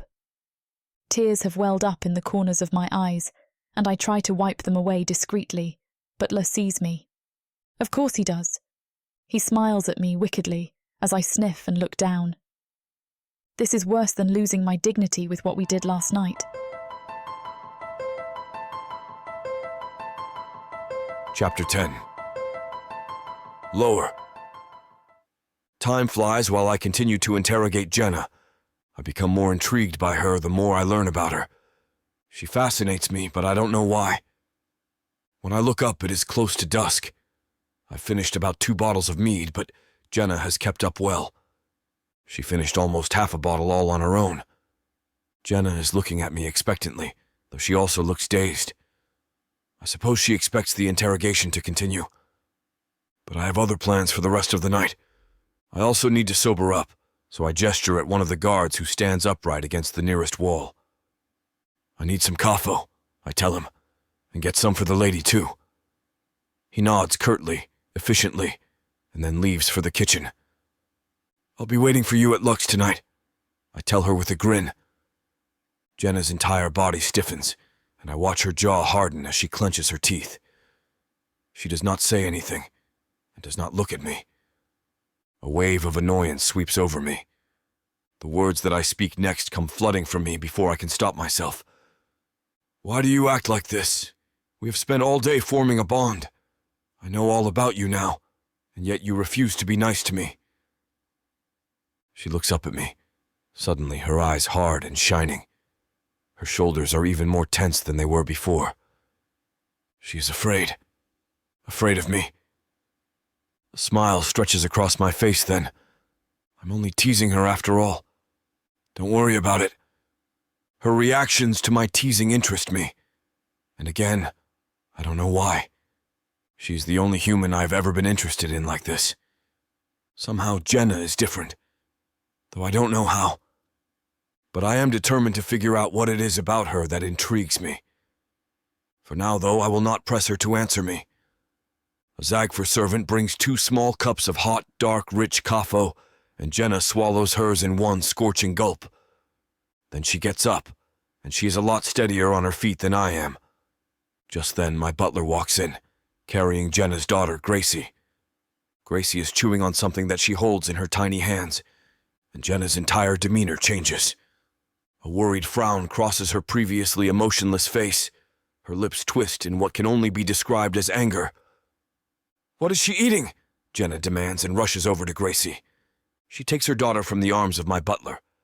Gracie goes to her mother easily, though it is clear that she wasn't in any distress. I see that she is chewing on some fried meat and looks content enough. But Jenna does not seem to care that Gracie looks fine. She fusses over her daughter, holding her close and planting soft kisses on her face. Something twists painfully inside my chest when I look at the two of them. Don't be an idiot. Don't give in to your emotions like this, I tell myself sternly and turn away from them. Gracie starts to giggle, and I hear a heavy sigh come from Jenna. She must finally be convinced that Gracie is okay. I inhale and exhale steadily and start to walk away from the two of them. Seeing Jenna with Gracie brings back a memory that I thought I had forgotten. A memory of myself at 5 years old, at home with my parents and my brother. In the memory, I have just tripped and scraped my knee. I am screaming my head off, and blood is pouring from my knee. The injury is not serious and will heal soon enough, but I'm holding my arms out to my mother, who looks at me and then sneers with disgust. She then scoops my brother into his arms and kisses him all over his face. Maybe the memory exaggerates what happened, but what happened was not uncommon. It was not uncommon for my parents to ignore me while my brother was praised and fluffed over. In the memory, I'm still crying, but more softly now. I have accepted, in the memory, that my mother won't help me with my scraped knee. I get up from the floor and walk away, still crying, and go to the kitchen. A Zagfer servant finds me, and I am comforted for the first time since I scraped my knee. Now I turn back to Jenna and Gracie. Why did the image of them together conjure up this sudden, painful memory? I know that I have gotten over the pain of what happened. It does not affect me anymore. So why does seeing Jenna and Gracie together affect me so much? You are not a young elf who needs their parents' approval. Stop acting like a little bitch. I tell this to myself and ball my hands into fists. Sparks of pain shoot through my hands from my palms when my fingernails pierce the skin of my palms. I sigh with pleasure as the pain spirals up my arms. I inhale and exhale deeply and then walk out into the hallway. When I turn, Jenna is following me, with Gracie still in her arms. I cannot help but smile at the little girl, who is quite adorable, for a human. My butler is waiting for me and I give him instructions. Bring the carriage around, take her daughter home, and then take her to the club. I have a few things to finish up before I can go to the club, but the anticipation of what we will do while we're there makes me grow hard right there. I turn to Jenna then. Come prepared tonight, I tell her, and she glares at me, her eyes narrowed. Then she moves away from me, and I immediately notice how she is clutching onto Gracie. It seems that Gracie is the only thing keeping Jenna together in front of me. I watch them as they get into the carriage and leave. Then I turn and stalk towards my bedroom. As much as I'm excited for my time with Jenna tonight, I also have to prepare for something else, because I have a feeling that something I have done in the past is about to come back to me. I do not always enjoy the work that I do, But there are things that need to be done, and people that need to be taken care of, in order for my family to remain in power. And the burden has fallen to my shoulders to fix the messes that my family makes. And fixing up the messes often includes murder. In my bedroom, there is a large bookshelf that is packed to the brim with books. However, what is behind the bookshelf is more important. With both hands, I push the bookshelf to the side, revealing my safe. The safe is large and made of metal, and was crafted for me by a metalworker. The safe is also imbued with dark elf magic to provide extra protection. I open the safe and pull out my twin daggers. They are long and thin and deadly. I slip one into each of my boots. Then I close the safe and put the shelf back in its place. I change my shirt and then walk back downstairs. The carriage that took Jenna home has returned, and I get into it immediately. The Red District, please. I don't really need to say it because the driver takes me there almost every night. But I try to be polite. My skin tingles as I lean back in my seat in the back of the carriage. Someone has been following me for some time now. The last person I killed had a family. I hated doing it. I tried to spare them as much pain as possible. And ever since then, someone has been following me. I do not know how they tracked me down. I was very discreet, but no one is perfect. The club would be the perfect place to corner me. It has so many dark corners and twisting passageways. And while there is security in the Red District, for the more distinguished clients, the security is not always visible or ready to jump into action. It takes us about 30 minutes to reach the Red District. My entire body is tense by the time we arrive. When I move to get out of the carriage, the blades of my daggers scrape slightly against my skin. I exhale and hiss with slight pain. But the pain is more pleasurable than anything else. I know that I need to scope out the place before I go inside. So instead of going directly into the club, as I would usually do, I decide to walk around the club. There are 3 entrances to Lux. The first and main entrance is the one that most people use. The second entrance is on the side of the building and opens out into an alley. That entrance is more discreet for the wealthier clients. And the last entrance is the employee entrance, at the very back of the club. I walk around the club twice and then stop at the last, 3rd entrance. I've not seen anything suspicious yet, but the feeling that I am being followed has not faded away. I have never been one to doubt my instincts, so I lean down and pull both daggers out of my boots. I make sure to scrape the blades of the dagger against the skin of my ankles, and that is when strong hands close around my neck. Chapter 11. Jenna. I made sure that Gracie was fast asleep before I left for the club. I didn't care if I was late to meet Loer, but I did not want Gracie to be awake when I left. I only hope I get back before she wakes up. Before I left, I packed one thing that I had bought with some of the money I made after Loer bought me. Now, as I walk into the club, I hold my bag close to my side. The club is well lit at the entrance, as dark elf magic and torches light up the place. I head towards the back of the club where the most expensive and exclusive rooms are. I am glad, and not for the first time, that Loer has a private room. My cheeks burn as I walk past the public rooms. I stop, my mouth falling open at the sight in front of me. A dark elf has a human woman bent over in front of him.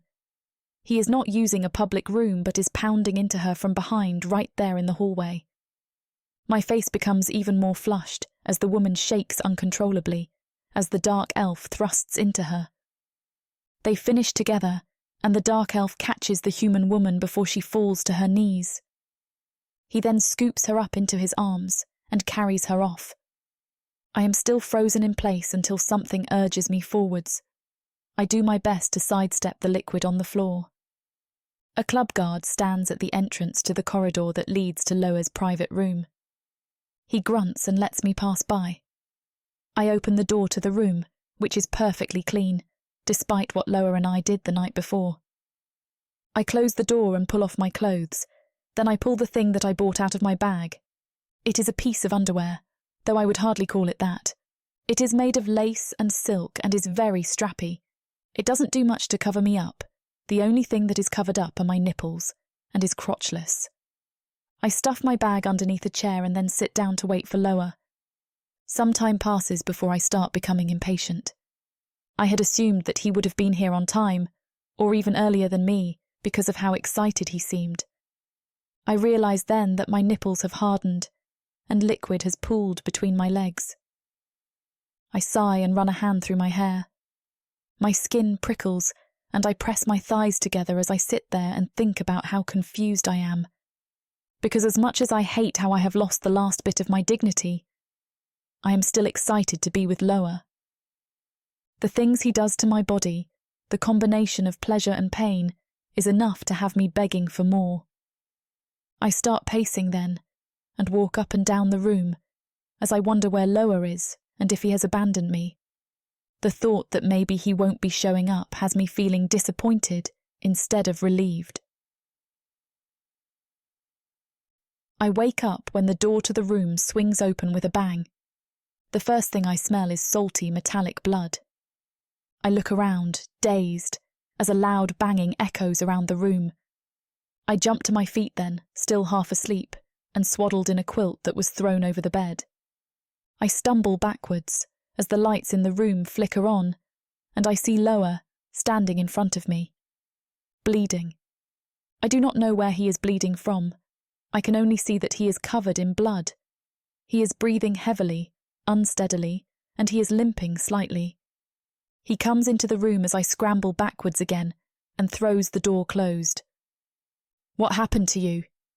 The words come from me in an angry hiss. How could he pull me into something like this? I think angrily as Loer comes up to me. He doesn't answer me right away, and then I see him sway on his feet. I jump up and hurry towards him. I see the wound then. It is in his shoulder, and it is deep and ugly. I swallow down bile that rose in my throat as Loer takes my hand and presses it against the wound to stop the bleeding. "Look in there," he finally speaks, and his voice is rough and hoarse. He is pointing at the small cupboard where he kept all the sex toys. "Get a bandage and the healing ointment." Then he stumbles towards the one chair in the room. I move quickly, wiping the blood off my hands on the quilt, and open the cupboard. I suppose this stuff is in here in case anyone gets hurt during their sex games. I hurry over to Loer's side and use some of the bandage to wipe away the blood. I apply the wound healing ointment and the blood stops flowing almost immediately. The wound, however, does not close. I strap a bandage over his shoulder. "Get the owner of the club," Loer whispers at me then. "I need medication." I nod breathlessly and then head for my bag. It is when I am pulling on my shirt and pants that we hear footsteps outside the room. I look at Loer straight away. His eyes are wide, and he is still breathing erratically. What is it? The panic in my voice is obvious, even though I am whispering. Damn. He curses as whoever is outside the room knocks on the door. The knock on the door is heavy and sharp. Someone clears their throat before speaking. When they do speak, I recognise that it is a dark elf speaking. "Ma'am, please open the door. A dangerous thief has entered the premises. We are searching all the rooms." My eyes are so wide they're about to pop out of my skull as I round on Loer. My anger has magnified tenfold in the minute since the dark elf on the other side of the door spoke. "Just a minute," I call out, my voice 2 octaves higher than usual. "I'm not decent." "We're not going to wait all night." The dark elf grumbles. "You have 5 minutes to get dressed and then we're coming in whether you're dressed or not." "Did you steal something?" I whisper under my breath as I look at Loer. My heart is jumping around in my body in a very unhealthy manner, and my pulse flutters uncertainly at my wrists and throat. "Of course not," Loer hisses. He gets to his feet, unsteadily, and starts pacing around the room. The pacing thing seems to be a habit of his. They're after me, and they're just using the theft thing as an excuse to make a mess. That doesn't make me feel better. A part of me wonders if the elves on the other side of the room can hear our whispered conversation. They would not be making this kind of disturbance unless they were sure I was inside, Loer says, and runs a hand through his hair. They can probably smell the blood. Well, I hiss through gritted teeth, you better find a solution to this problem because I cannot be involved in this. I'm thinking, he murmurs. I cannot take it any longer. Think faster. I have a sick daughter waiting for me at home. I cannot be involved in this at all. We both look over at the door when the dark elves on the other side pull on the handle. Just then I hear the voice of the club owner. Gentlemen, what is going on here? He asks, and Loer and I sigh with relief. That has bought us some time. A thief has entered the premises. The voice of the dark elf who speaks is sharp and hard. We are searching every room. I cannot help but hate myself in that moment. I hate myself for selling myself. Because while we may have enough money to eat good food and get treatment for Gracie, I have lost both my dignity and my safety. Loer must have some kind of plan in mind because he stumbles over to the cupboard and starts rifling through it. I remain frozen as I listen to the conversation on the other side of the door. The conversation between the club's owner and the dark elves, who are after Loer, has become a lot more heated. Take off your clothes, he tells me. What? I am pulled out of my reverie at his words. Are you seriously thinking about sex now? Yes, he answers briefly. I'm always thinking about sex. She needs to open the door now. The dark elf on the other side of the door rattles the handle again. Calm down, the club owner says. If you break that door down, you will be the one to pay for it. Those words seem to calm down Loer's pursuers. I follow Loer's instructions and pull off my clothes. He stares at me in my lingerie for a second, a small smile on his lips. Then Loer turns to pull all the items out of the cupboard. What are you doing? Just then the door handle rattles further. Chapter 12. Loer. Hold up, YouTube. Loer and Jenna's connection is taking over. For every steamy detail, head to prothekaworlds.com and enjoy the unabridged version of Worlds of Protheka at 30% off with the code YouTube30. This discount unlocks all unabridged content on prothekaworlds.com, giving you the full story without ads or interruptions. Dive in. You won't regret it.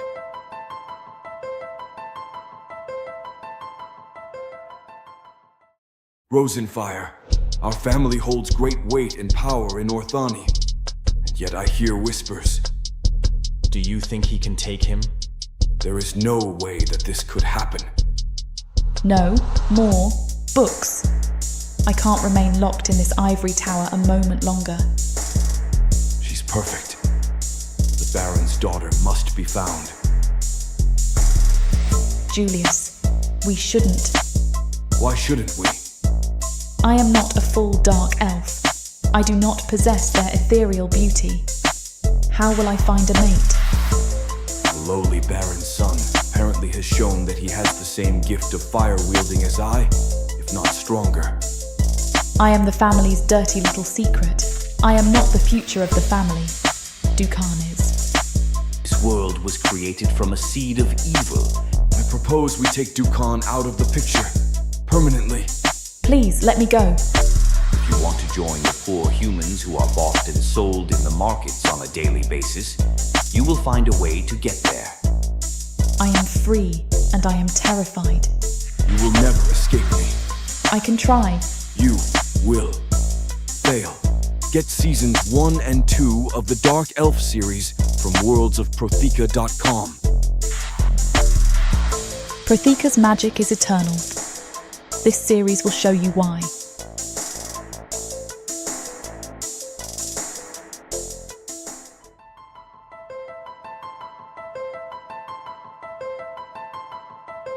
Chapter 13. Jenna. Step aside, YouTube. Loer and Jenna's sizzling romance is here to steal the show. To catch every passionate moment, visit prothekaworlds.com and get your hands on the unabridged version of Worlds of Protheka for 30% off using promo code YouTube30. This offer is valid for all unabridged content on prothekaworlds.com, so you can fully immerse yourself without any breaks or ads. Don't miss out on this unforgettable journey. Chapter 14. Loer. I must say, this was a record for me. 3 hours of constant hammering away on her beats my personal record of 2.5. Even then, it wasn't nearly as pleasurable as this. The girl wasn't nearly as fun or enticing as Jenna. She does something to me, and I don't even think she knows it. I've had sex with her in every position I can think of, and some I've just improvised. I've gone for 3 rounds now, which is even more shocking. My rebound rate with her is a maximum of 10 minutes, a striking difference from my usual 30 to 40 on a slow day. I'm also surprised at how well she takes it. She always seems up for the next round, no matter how raw I assume she might be. Her vagina is always dripping wet for me, and the thought of it alone will send me into withdrawals, and I need another hit before I know it. Everything about her drives me insane, from her body to the sounds she makes, and the way she looks at me when we take it. Slow another act I'm unaccustomed to. Eventually, I told her she had enough and needed to catch her breath, but really it was because my wound had opened again. I tried to keep it from her as best I could, but I did continue to do her for a bit while it was open, the mix of pain and pleasure surging through me and heightening my arousal. She fell asleep almost immediately when she obeyed me and lay beside me. While I want to take her for myself consistently, I have to be mindful that she's new to this. She's unaware of the energy it takes to keep up with such an intense and lustful life. She's also a human. Something else I seem to forget when I get lost in the moment. I've been hard with her, and I know she wants that, but I also don't want to injure or wear her out of her comfort zone. I've watched her sleep for the past 30 minutes while my blood stains the sheets beneath us. It's not something I've done before, and it feels slightly pervasive and funny, considering what we spend most of our time doing. Part of me still hasn't recovered from how upset she was that I brought her daughter into this situation. I didn't think of it that way when I had Prosette and Jarl capture her, but I can see why she would be concerned. I meant what I said. Her child will come to no harm under my watch. She's been watched by some of my most trusted staff, allowed to sleep in her bed tonight. The delicate part of me thought she would be grateful because I had both of them brought to me so they wouldn't be apart, but she's still unfamiliar with how my mind works. I might still be just a dark elf to her, and that's all right. But part of me wishes she would see me as more. I've thought about taking time to not have sex with her and talk instead, getting to know each other. But what happens when I drop this charade? What will she think once I'm candid and open with her? My mirage of dominance and strength would be shattered, and I'm unsure how she would feel about me after. My head shakes, and I roll my eyes as I look back at the wall on my side of the bed. I can't be thinking like this, and I shouldn't give Care what she thinks of me. A switch flips on inside me, something I've only felt a few times before when I feel myself becoming too vulnerable. It's like a drawbridge is being lifted from a moat, locking itself back on the safe side of the river so no intruders can enter. I sit up and groan, clutching my side before shaking her shoulder gently. Jenna. She moans and frowns as she rolls over on her other side. Damn it, Jenna! I raise my voice, regretting it the second I do so, but I know I need medical attention now. My eyes dart to the blood-stained sheets, and I shake her again. I've lost more than I thought. What? She asks as she sits up in bed and wipes her eyes groggily. Her gaze shifts from me to the sheets. Her eyes widen, and her mouth drops. Lower! I'm taken aback by her yelling at me. What? I ask, unable to hide my grin. You're bleeding! Still! She shouts again as she stands from the bed and hastily walks to my side. I watch her curiously as she looks at my wound, running her fingers along the sides of it, bordered by my tender skin. Her touch hurts, but I don't shy away. Why is she yelling and looking at it? Why would she have this reaction? It's getting worse. She stands and puts her hands on her hips. Damn it, Loer. I told you we should have stopped. I said it how many times? She's concerned about me. My voice echoes in my mind as I smirk. When our gazes meet, she shrugs and raises her eyebrows. What? Why are you looking at me like that? I lean back, groaning slightly as I prop myself on my elbow. Are you worried about me? What? Her head shakes and she scoffs but crosses her arms and looks at the wall, averting her gaze. No, She motions to the bed. These are nice sheets, okay? And I don't particularly like laying in pools of blood, just so you know. That's a damn lie, I chuckle. You are worried about me. She scoffs and waves at me, dismissing my comment as she rolls her eyes. Okay, Loer, whatever. She turns around and I watch her get dressed, feeling the stupid grin on my face widen before she walks to the door. I'm getting help. You need something for that. Thank you, my dear, I coo mockingly. With another eye roll, she shuts the door behind her, and I lay back on the pillow, squinching my face in pain and exhaling slowly. Every breath I take feels like someone's shoving a dagger into my side, but I don't want to let on to that with her. While a part of me wants to see what it would be like to be open with her, I also don't want to damage her image of me. Especially now with these assholes coming after me. I need to appear strong. My pride isn't so blinding that I can't see when I need assistance. This wound could make or break a fight within seconds if someone saw it and wanted to hurt me. She cares, I think, as I put my arms behind my head under the pillow, moving slowly so as not to open the wound anymore. She actually cares about me. I bite my lip, and the smile returns as I think about her reaction. I've never enjoyed getting yelled at by a woman before. If anything, it was only an excuse to punish them more. But this time, it's awakening something else inside me. As I begin to enter the dangerous emotional territory, the door swings open, and only my eyes move to see Jenna walk in with an older man I've seen before downstairs. I recall him telling us he was the establishment's manager, someone of no threat to me. I nod in my direction, motioning for him to come over as my eyes shift to my wound. It's still pouring out onto the sheets. Jenna stands at the foot of the bed and glares at me while the manager walks over to my nightstand. Heard you're in a bit of a pickle, son. My eyes roll. Son, what do you have for me? Trithum potion. Strongest in the city, should heal that up right quick. It better, I respond with a glare. He stares back at me with fear and slight disappointment. Part of me feels bad for snapping at him, but my mind and heart are in emotional closure mode. It's like a constant battle between opening up and thinking of Jenna, and trying to overcompensate for the new feelings I'm experiencing. He doesn't deserve the snapping. I want her to see it. Well, all right, the manager chirps as he fakes a smile at Jenna. Let me know if you need anything else. With a slight look at me before leaving the room, he closes the door behind him, and I scoff. I hate when they do that. What? He just brought you a healing potion, Loer. I mean, look at me like that. Call me son. Stuff like that. Drink the potion, she commands, leaning her weight on her left hip and raising an eyebrow. Or what? I chuckle before wincing and grabbing my side. She smirks. Or that.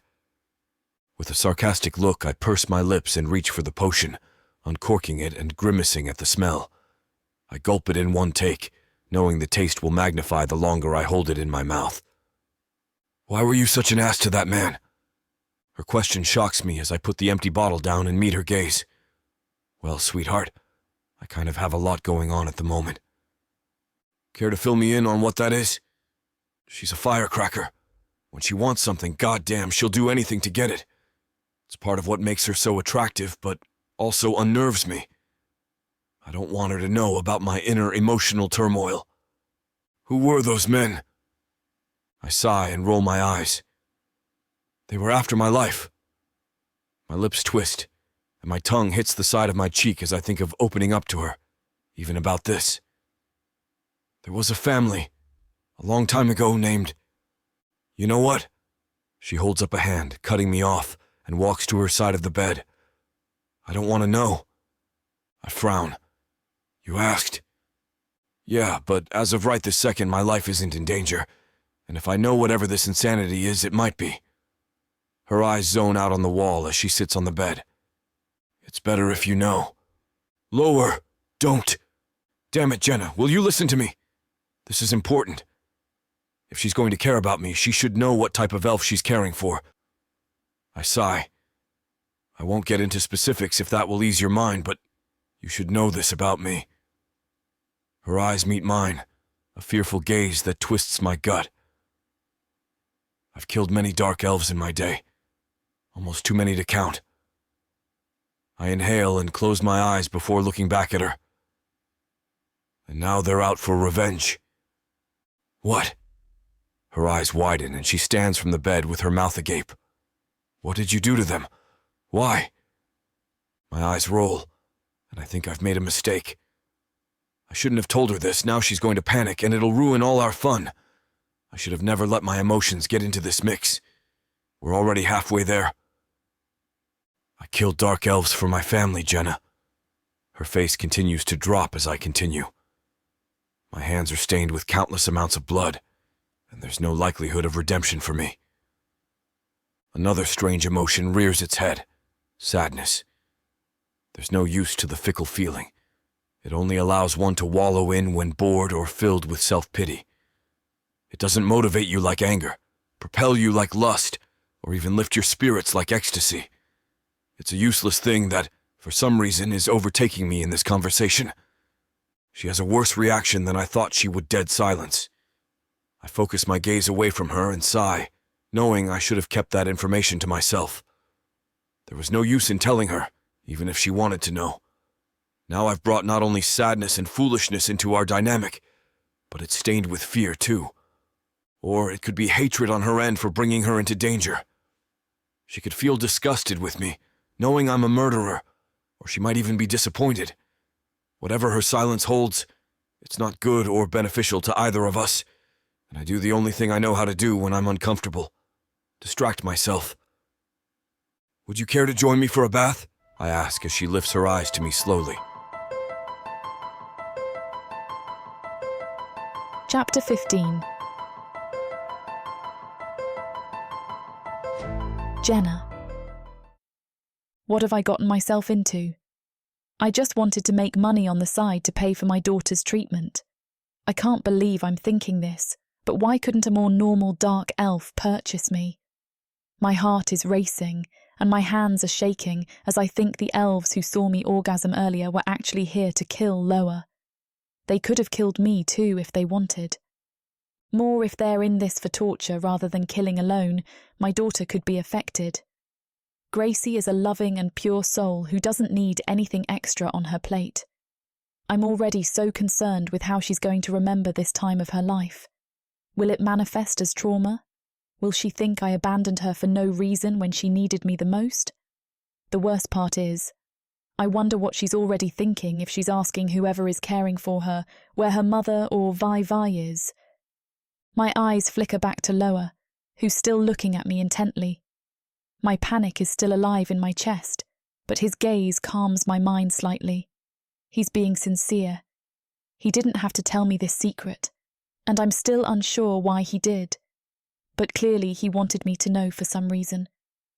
Something about his gaze is sad, and my thoughts drift to darker ones.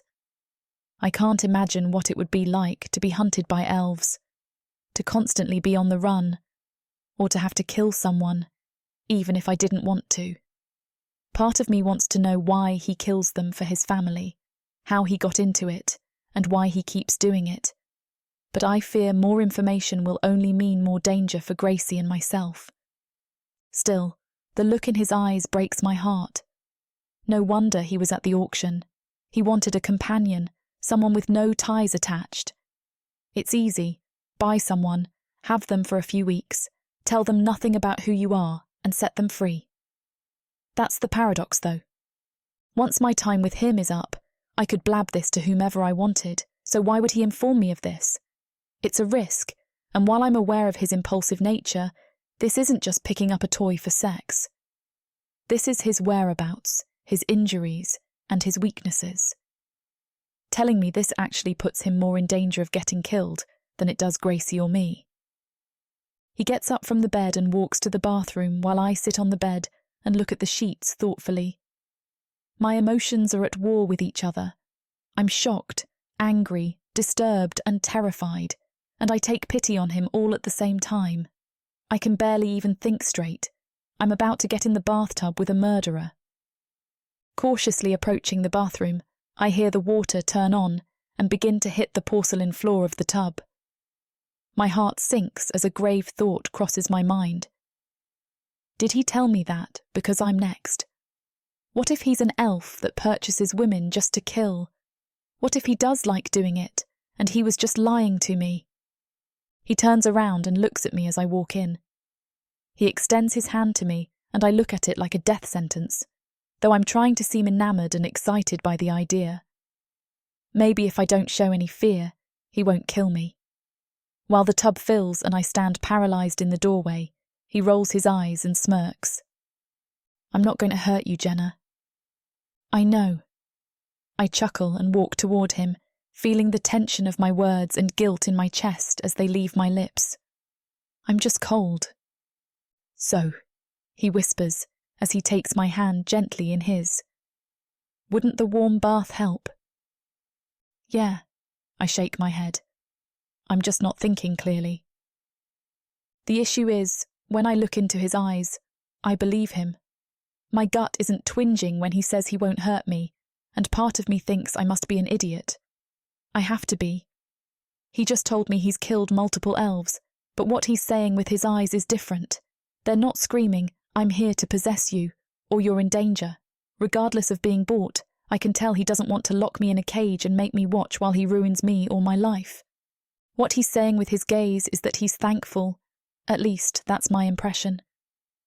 It's hard to describe how someone talks through their eyes, but he's having whole conversations with me while he leads me into the bathtub.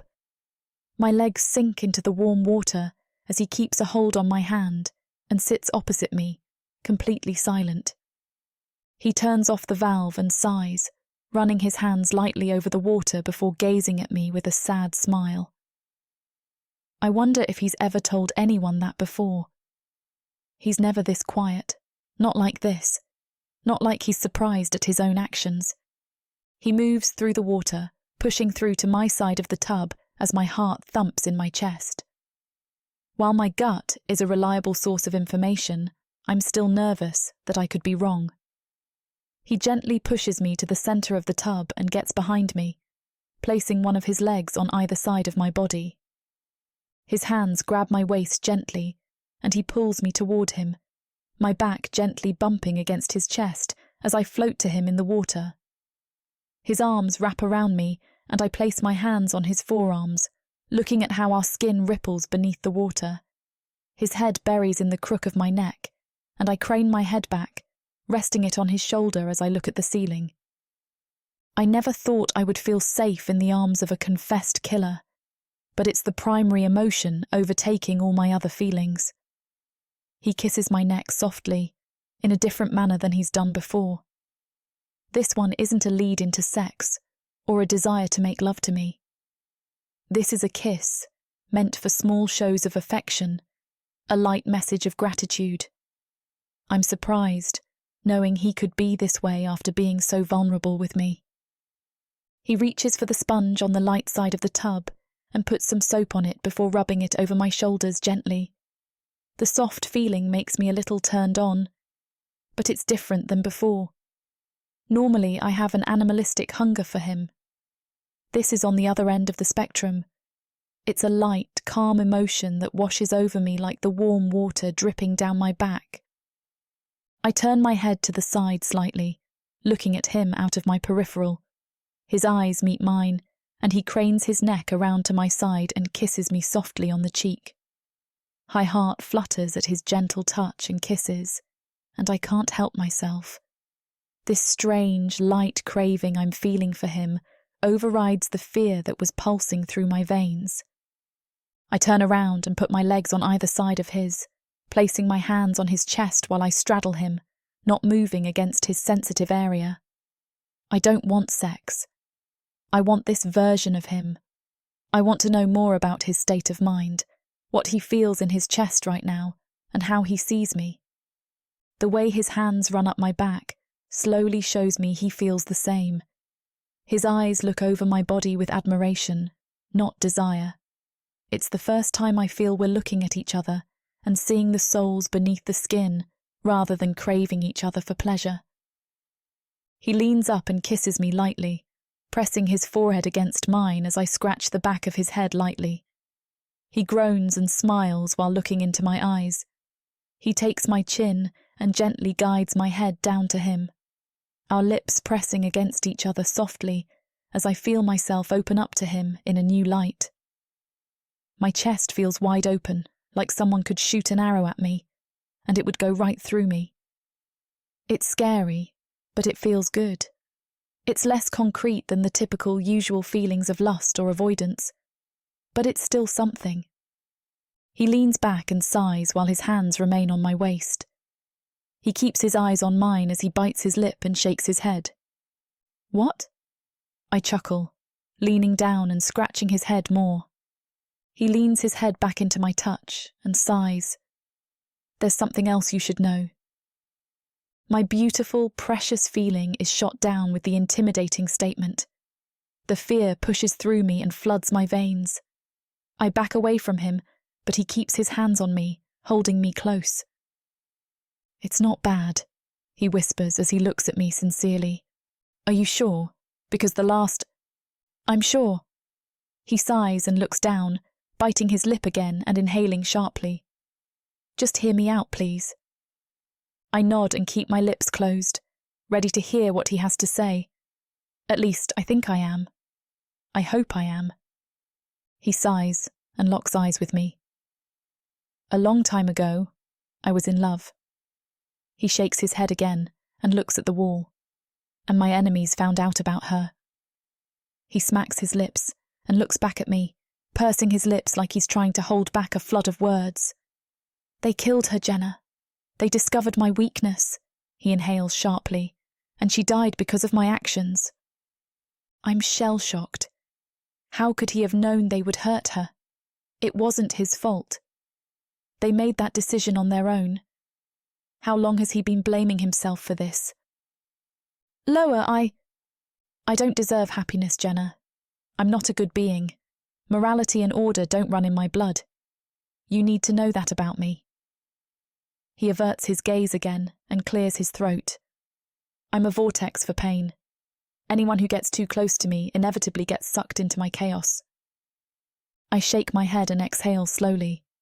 I'm confused by the emotional train that's just slammed into me. Loer. He looks at me and I frown. Why are you telling me all of this? He looks at me and opens his mouth slightly like he's about to speak, but no words exit his mouth. Instead, he weaves his hand around the back of my head and entangles them in my wet hair.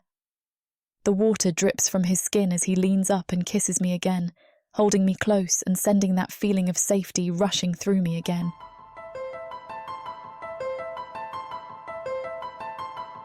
Chapter 16. Loer. Move over, YouTube. Loer and Jenna's electrifying connection is about to take center stage. To savor every steamy encounter, visit ProthekaWorlds.com and get the unabridged version of Worlds of Protheka for 30% off with the promo code YouTube30. This discount applies to all unabridged content on ProthekaWorlds.com, so you can indulge in the story uninterrupted and ad-free. Don't miss out on this fiery adventure.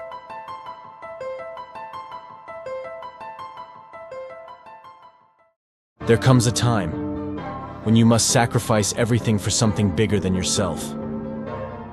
My job was to kidnap her, not fall in love with her. What if Julius had seen me use magic? He must never know. What's happening to me? What's happening to my magic? He would never understand. He'd see me as a liability, a risk too great to keep close. When everything begins to fall apart, and the only remedy is to sacrifice your heart. No, I can't let him find out. I propose we take Dukan out of the picture, permanently. Please, don't do this. You will never escape me. I can try. You will fail. And that time is now. Savannah, run!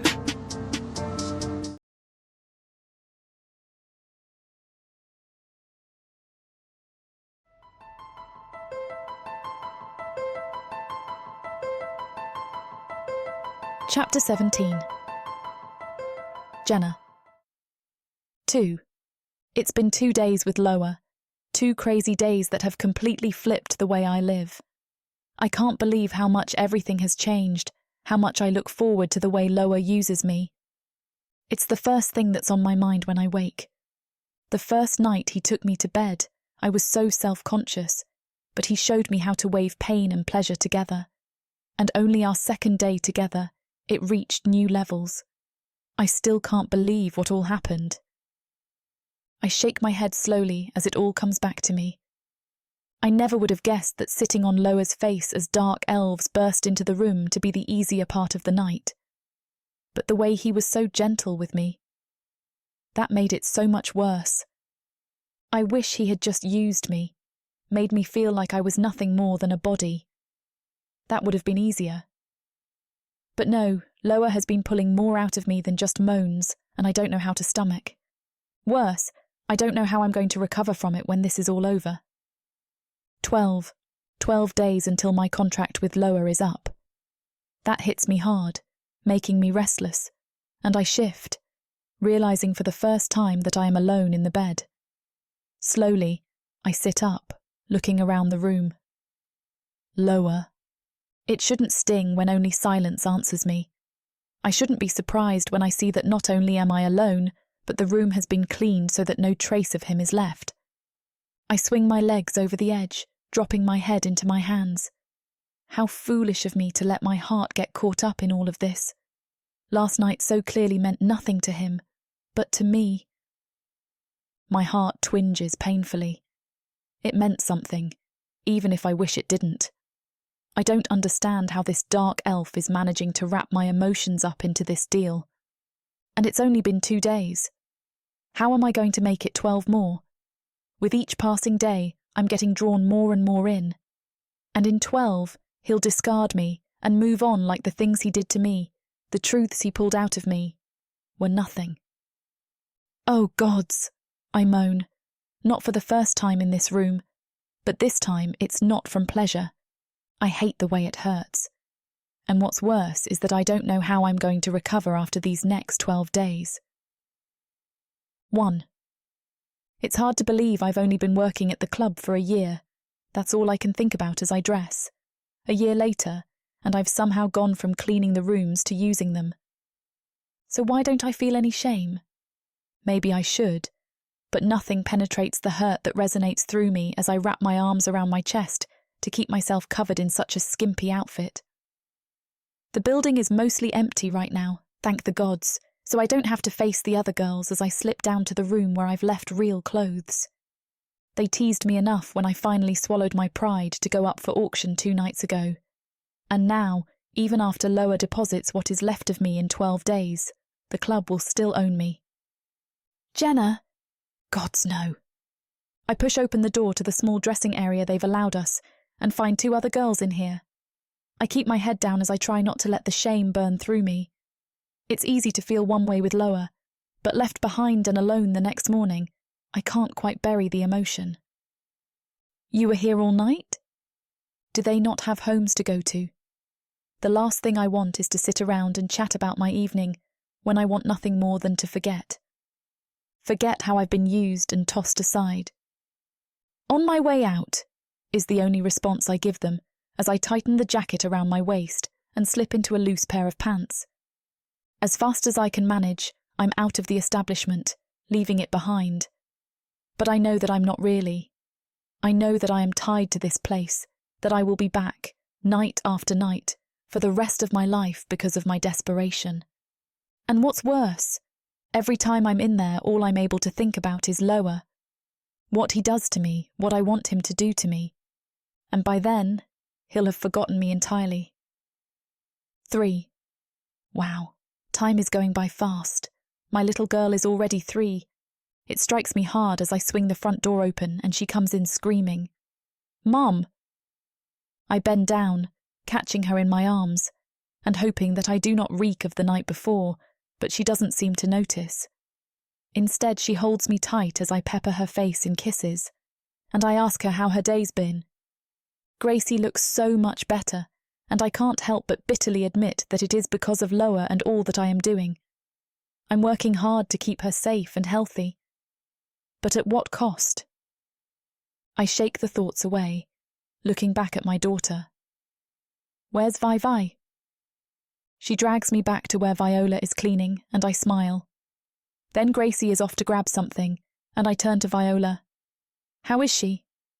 She's much better. I grin, happy to see such an improvement. At least one good thing is coming of this. The amount that Loer spent on me was quite sizable, and for that I am glad.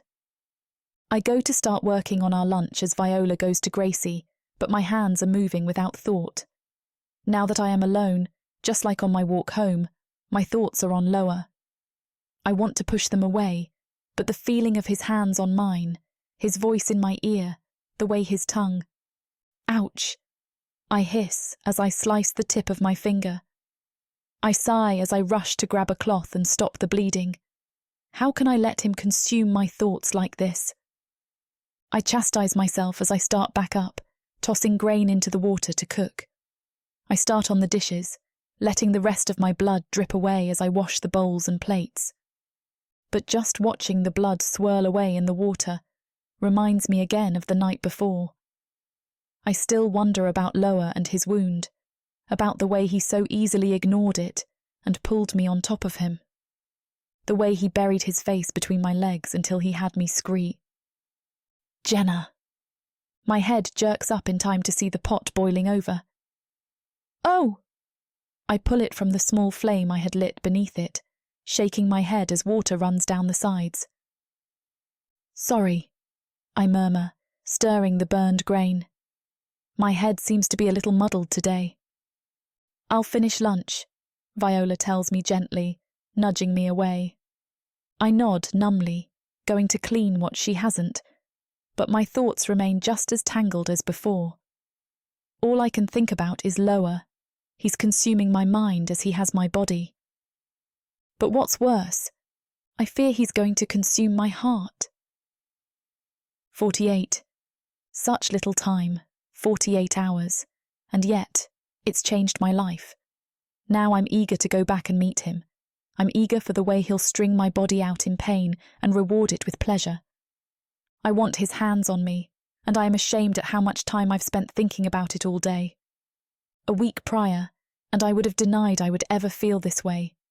I believed that I would fight hard to keep my legs closed, that even if the dark elves took my body, they'd never have anything else. But I was wrong. I know that now. Loer has changed everything I've ever thought, and I hate the way my body is tense, waiting for him. But even more than that, I hate that I can't get him off my mind. Because that is so much worse than giving him my body. Chapter 18. Loer. Torture is exhausting business. At least for the torturer, though. I imagine it isn't too relaxing for the tortured either. I wouldn't know. I've never been on the other side of things. This, I announce, hiding a wince as my raised arm pulls at my wound. This is taking valuable time out of my day. At least the assassin is wailing too loudly to notice me shaking out the pins and needles from my hand. He's suspended on a series of tenterhooks in a freezing cold, multi-purpose room. Good for aging Tara meat as well as bastards like this. Waste not. Want not. I did have my servants move the meat before the torture began. I don't want the taste of it spoiled with their blood. It was a good move because I've spilled quite a bit of it so far. Not that it's gotten me anywhere. I might have had him lowered a bit if I'd known I'd be at it all day. He's the third and last member of his crew, and the others were equally as disinclined to share information. Their blood pools beneath us. A threat and a promise that's done nothing to loosen his tongue, even though he couldn't have avoided overhearing their screams of pain from his cell nearby. Stretching up to pull out his fingernails is wrenching my wound. Fresh blood spills into the bandages I've wrapped tightly across it. No matter. Chains are always a good choice. More imposing than a whip, and the dungeons have excellent acoustics. There's nothing like the wet thud of metal on broken skin to encourage others to talk before their next. They feel good and natural in my hand, so second nature that I barely need to think about my aim. I'd like to use them on Jenna someday. Not like this, of course. A much sweeter torture. One she'll beg for. I have a delicate pair of restraints upstairs that would fit her perfectly. Or we could use rope. I purchased smooth rope from a dealer recently back from the dark market. Rope that doesn't burn when pulled tight. Master Loer? Vandre clears his throat. Would you prefer another instrument? The pliers, perhaps? No. I shake myself. My personal butler's expression indicates I've been daydreaming a bit longer than I thought. Jenna has a way of sneaking into my thoughts whenever I drop my guard. I would mind more if the reveries weren't so enticing. No, of course not. I bring the chains across this idiot's back, and spittle flies from his mouth as he screams. His shout echoes in my underground prison, ricocheting off the empty stone walls of the cells that surround us. Who sent you? He pants in response. I tire of this. I strike him again, aiming for his shoulder. A red welt forms immediately. Who sent you? And so on. It's all a bit repetitive, to be honest. I usually take pride in my work, but either these assassins know nothing or they're supremely loyal. Or maybe I'm just losing my touch. Ah, my side aches. Jenna bandages it much better than I do with her deft hands. What I wouldn't give right now to be done with this and have those hands dripped in oil, massaging my shoulder, trailing down my chest, drifting toward my... A throat clears. If I may say so. You seem a bit distracted, sir, Vandy murmurs in my ear. He speaks low enough that the wretch hanging above us can't hear him, but I must be truly off my game if Vandy dares to question me in front of anyone. Perhaps a refreshment is in order. Please, I snap back. I'm just getting started. I twist the chains around the would-be assassin's little toe until it breaks. He swallows a satisfying whimper. Still nothing to say? One, he gasps. His mouth works a bit, and then his hoarse voice continues. One thing. He looks ruined, but there's something about his eyes I don't trust. A glint that shouldn't be there, considering his circumstances. I lean back against a chair Vanday's brought for me, ostensibly to look insouciant, but more to hide my exhaustion. I gesture towards him with a mocking flourish. Well, don't keep us in suspense. What is his name? The man's agonized expression twists into a deadly grin. His teeth are sharp, filed into points. I can't help but wonder if that's one of the methods he employs to murder people. He says you'll know his name soon enough. You'll use it when you fall to your knees to beg him to spare all you care about. And he'll soak those knees in their blood before he finally destroys you. I huff out a laugh. I'm impressed you can still say that whole mouthful, especially missing your top two teeth. Is that all? No other last words? All this work, and all I've managed to extract is a typical message from a bloviating asshole who sends others like me to do his dirty work. I almost feel sorry for this poor bastard. He's about to die for nothing. Does he have any idea how many men have said similar words to me before they died? Such small worlds men like this live in, thinking that their boss is the strongest all because he bent someone like them to his will. They can't envision anyone defeating their superior since they were unable to do so. What a poverty of imagination. Once I kill his boss, I won't ever think of his name again. He'll be another blowhard like the rest, sent to an early grave because of his stupidity and avarice. You're very loyal, huh? I fully sit in the chair, crossing my legs.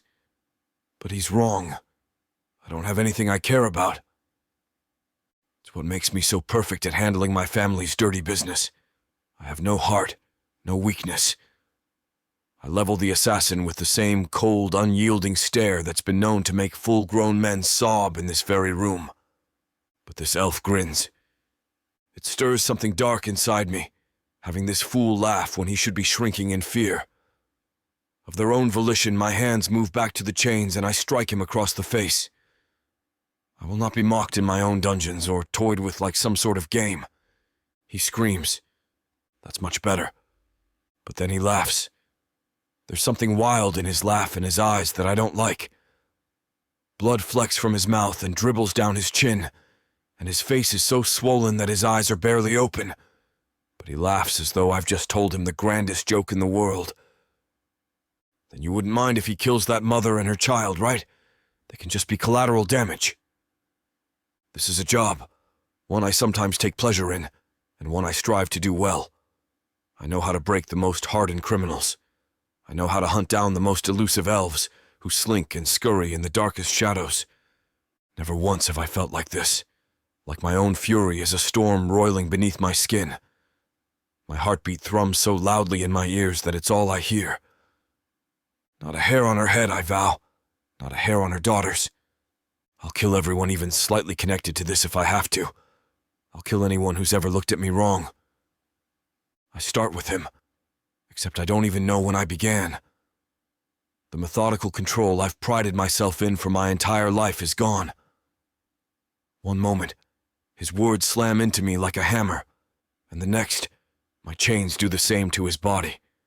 I'm aware of the noise first, the wet slap of metal against stone when there's nothing left to strike. My eyes sting, but not with tears. They sting with his blood, and I wipe them furiously with my sleeve, only to smear more of it on my face. I'm completely drenched in it. Good. A deep, visceral part of me rejoices. There isn't much that remains of him when I'm done. It drips from the hook, and Vanday sighs heavily. I've given him a hell of a mess to clean up. Master Loer, perhaps a change of clothes. But there isn't time. Whoever's trying to kill me is after Jenna and her daughter. Whoever's trying to kill me might already be there. I might already be out of time. I storm up the stairs before he can say anything else, my footsteps sounding like thunder in the dungeons. Blood smears the door as I open it, and it drips onto my fine tile floor, splatters onto the expensive carpets. I leave a trail of it to the carriage outside. My hands shake so badly that my driver studies me in alarm until I bark at him to go. Every beat of my heart twists like a knife, and I can hardly draw in enough air. I need a plan, but I have nothing. My mind is a swirl of images and scenarios that make me want to vomit out the side of the carriage. Panic.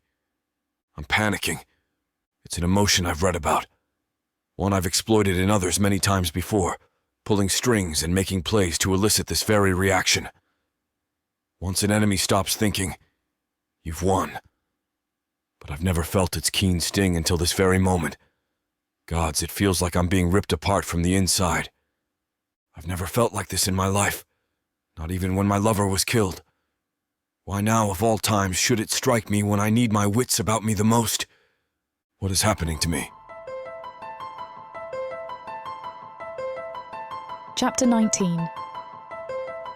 Jenna. I pace back and forth in my bedroom, trying not to pull my hair out from the mounting stress. I wear a dirty uniform for work, cursing myself for forgetting to wash it. Around me, the room is a complete mess, laden with unfolded clothes, used mugs, and an unmade bed. "I'm hungry," cries Gracie, sitting on the bed's end with her arms crossed. "I know, baby girl. I'll make sure you get to eat something," I reply, stroking her face. I repeatedly check the clock as the minutes crawl by, knowing I no longer have any time left to wait before I must leave for work. Where the hell is Viola? She was supposed to be here 10 minutes ago. "Where's Vivi?" "I don't know, honey, but I'm sure she'll be here soon." "Try not to worry. Mama's here with you, okay?" I say reassuringly, at the same time trying to convince myself of the same thing. Could things get any worse? I ask myself. I decide to stay until Viola turns up, not caring about what might happen if I'm late for work.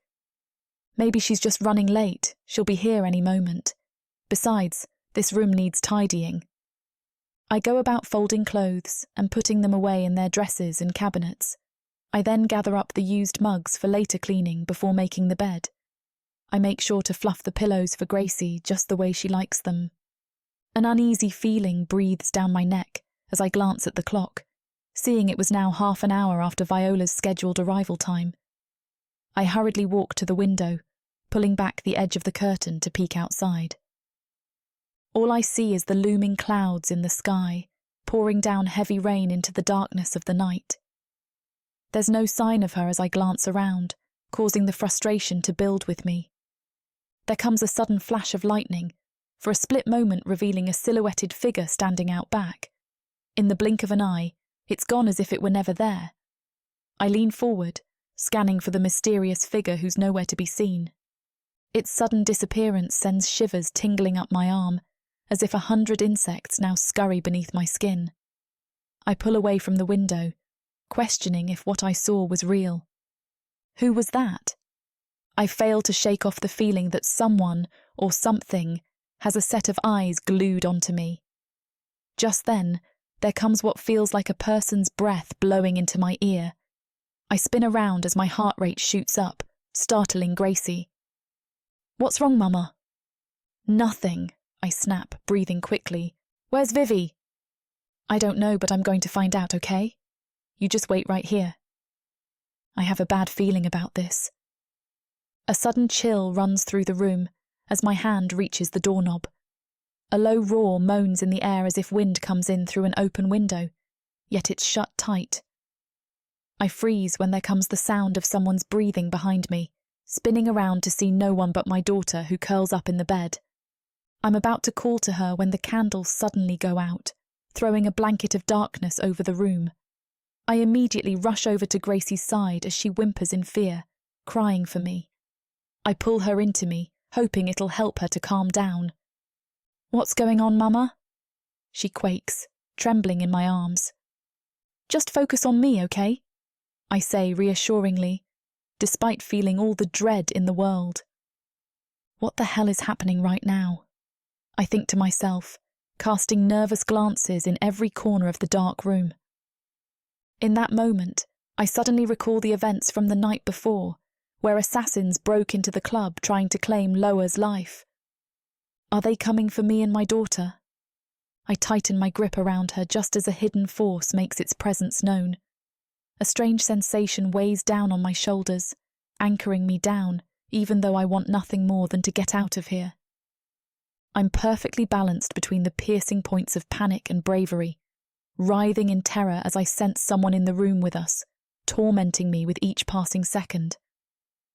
I try to call out, but only a weak groan emanates from my throat as the air becomes seized from my lungs. I gulp, lubricating my throat as I muster up all the remaining courage I have left within me. My daughter's whimpers fill me with a sense of maternal protection, giving me a small burst of confidence as I call out, "Who's in here? Show yourself!" I wait for a reply, feeling a pit form in my stomach as I feel a set of eyes on me from all four corners in the room. I'm scared to move, afraid the mysterious presence will attack at any given moment of vulnerability. A few moments pass, causing me to question if it's all just my imagination. I crane my neck, peering down at my daughter, who looks up at me wearing a fearful gaze. "I'm scared," she groans. "Mama's going to protect you, honey, I promise." Just then, all sounds around me come to a cathartic halt as the sound of distant footsteps came into hearing range. They storm up just outside the door. Goosebumps run up along my arm, causing the hairs to stand up as I imagine an assassin kicking down the door with a sword in hand. That would certainly spell the end for my daughter and I. The footsteps draw nearer, becoming louder with each individual step. Gracie pulls me closer as I feel her shallow breaths penetrate the fabric of my clothing. Drops of cold sweat run down my spine, the sensation of which feels like a pervert's slimy tongue invasively touching my body. There comes someone's evil laugh in my ear, this time making me scream as I turn to my left. There's no one there, but I know it's real, as I throw the covers over Gracie and grab the nearest thing I can find from my nightstand. I grip a candle holder as a weapon and take a wild swing, casting fearful glances all around me. "Leave us alone," I call out before the same sensation tickles my right ear. I drop the candle holder, my knees becoming weak as I tumble to the floor, curling up like a dead Yalize. The footsteps come in through the door without it opening, causing me to gasp in horror. All muscles within me clench and seize as they stomp over to me. I'm afraid to look, burying my head in my arms as I begin muttering for a miracle. "By the gods, someone out there, please help us." Suddenly, the door swings open with a loud bang as it hits the wall. I look up as the candles become illuminated once more, flickering away as if they were never extinguished in the first place. Gracie bursts out crying from underneath the covers, wailing and screaming her lungs out. She scrambles out, peering the top of her head out to look at the intruder. I look at the doorway as Loer enters the room. He is caked in blood, as though he just bathed in a bath of it. Panting heavily, he clutches at his chest. At that moment, he looked like a monster who somehow crawled out of hell. The sight of him brings me relief to know it's not an enemy, yet at the same time scaring me with his bloodied appearance. "What the hell are you doing here, Loer?" Ignoring me, he presses forward, opening closet doors and checking underneath the bed. He peers out the window for a moment before casting an analytic gaze around the room. In his eyes is a penetrative gaze filled with bloodlust befitting his mien. I reach out to him, but a sudden snap of his gaze toward me arrests me in place. "Was someone here?" he asks. I think so," I stutter. The lights went out for a while and there were footsteps entering the room. Something or someone whispered and laughed in my ear, but I couldn't see anyone. But Loer. There was definitely something in this room with us, no doubt about it. Gracie pulls at my wrist, causing me to turn and pull her closer. An overwhelming wave of relief comes over me, lifting the weight of dread from my shoulders. I glance back at Loer, who wears a look of bewilderment in his eyes. He runs a hand over his hair, some of his strands lined with blood. "Damn," he exclaims. "We're so screwed." Chapter 20. Jenna. "So, someone's after me and my daughter because—" I trail off because I don't really know how to put the rest of it into words. Because I matter to him. That's hard to believe. But then again, he immediately dragged Gracie and I to his home and insisted we were to stay here at all times from now on. When we first met, his eyes were so calculating and devoid of any emotion outside of sheer physical need. I knew I was just signing up to be a short fling, and he's given no indication that our relationship has changed beyond that. Or has he? There are times when he strokes my hair so tenderly in bed, and there's this look in his eyes when he makes me come that makes me have to close mine. That night he opened up about himself, talking about how he wasn't fit to love anyone. Had that been a hint that he was feeling something more? He tries to make himself appear so cold, and yet he rushed to my home, covered in someone else's blood, with a wild, desperate look in his violet eyes that almost made me believe he... What? Cared? Worried? None of this makes any sense to me at all. Why would anyone think a human like me could matter so much to a dark elf like Loer? Because they think we're special to you. Loer nods, settling further into his plush leather armchair. His driver took us directly to Loer's home, and his servants have already brought Gracie up to bed. For hours I couldn't leave her side, but now she's sound asleep in a beautifully decorated room, surrounded by Loer's personal guards. It's taken all the strength I have to pretend like she's perfectly safe when I know for a fact that she's not, and even more to leave her side. But I need to know the danger we're both facing. I thought it must have something to do with the enemies who have been after him, but this is worse than I could have ever imagined. They weren't at my home looking for Loer. They were looking for me and my daughter. If they had found us.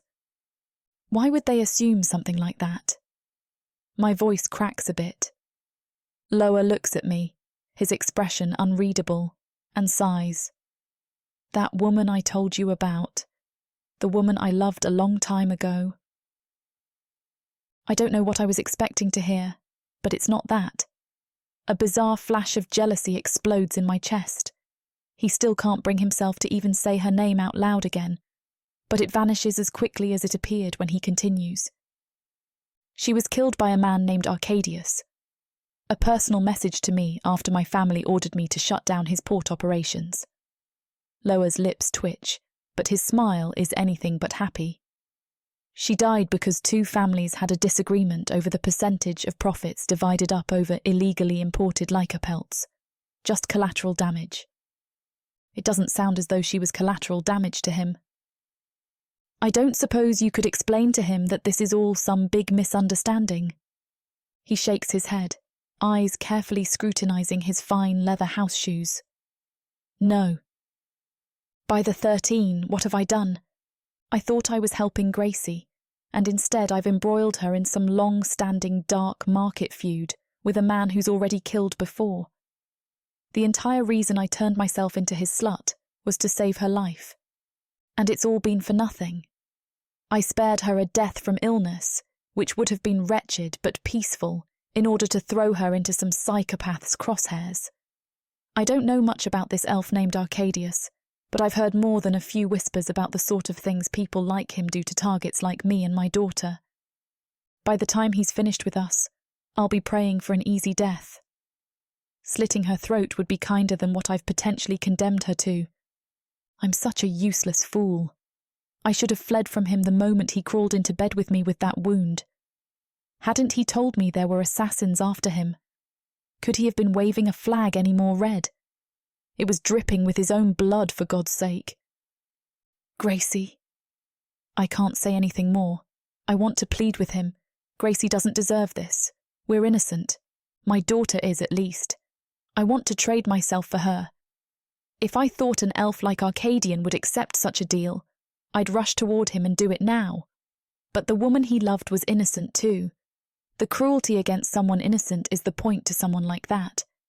I have to pray that he's learned enough lessons from his first loss to try and prevent a second. At least he cares enough to try. And he might not love me or Gracie, but I suspect he does care. The thought of it would warm me if it didn't also mean that my daughter and I are now in grave danger, because he cares. Because I chose to introduce him into our lives. I swallow past a painful lump in my throat and blink until the unshed tears fade enough to see more than a vague outline of his face. He's closer than he was before, mere inches away. He's no longer seated in his chair, but kneeling in front of mine. It's disorienting to see him in such a supplicating position, almost as disorienting as learning that people want to kill me and my daughter. His broad shoulders are hunched, but his jaw is pointed up at me, proud and strong. His eyes shine, not with tears, but with pure determination. They won't touch you, he says, clasping my shaking hands. Not you or your daughter. I vow it, Jenna. As long as you do what I say, I will protect you both. How? I don't believe him. Gods, he doesn't even look like he fully believes himself. How can you say that? I don't tell him he's already lost someone to this monster. His flinch tells me he's already thinking the same thing. Who else do you have to protect you? His voice is hoarse. Your human friend? Do you want to go back to cowering in your home? Right now, I'm not sure who I hate more, Loer or myself for getting involved with him. Then he rains feather-light kisses all over my face, kissing away my tears, and my traitorous heart melts beneath his attention. See? It whispers. He wouldn't kiss you like this if he thought of you as just some slut. His tenderness brings a flush to my cheeks, but my chest still aches, hollow with terror. You'll be safe, he murmurs over and over again, like it's some sort of incantation. You'll both be safe, Jenna. I swear it to you on my life. It's not a vow that will mean much if he's dead too, but he's right about one thing. I'm all out of options. The fire flickers in the fireplace, and I watch the orange flames dance around the fragrant wood his servants have supplied. He's supplied me with a lifestyle I never could have even dreamed of before. It seems incredibly cruel to learn that the price tag is even higher than my own dignity. Bookshelves surround us, brilliantly coloured, shining, leather-bound tomes that I may never get the chance to read. Suddenly, I mourn for all the nights I chose to sleep early, bone-tired from work and caring for a young child, instead of reading just an hour or two more. How short life seems when it's almost over. I feel like I've had hardly any time at all. And Gracie, what has she had? An eye's blink. Is that really all she gets? He couldn't keep the love of his life safe.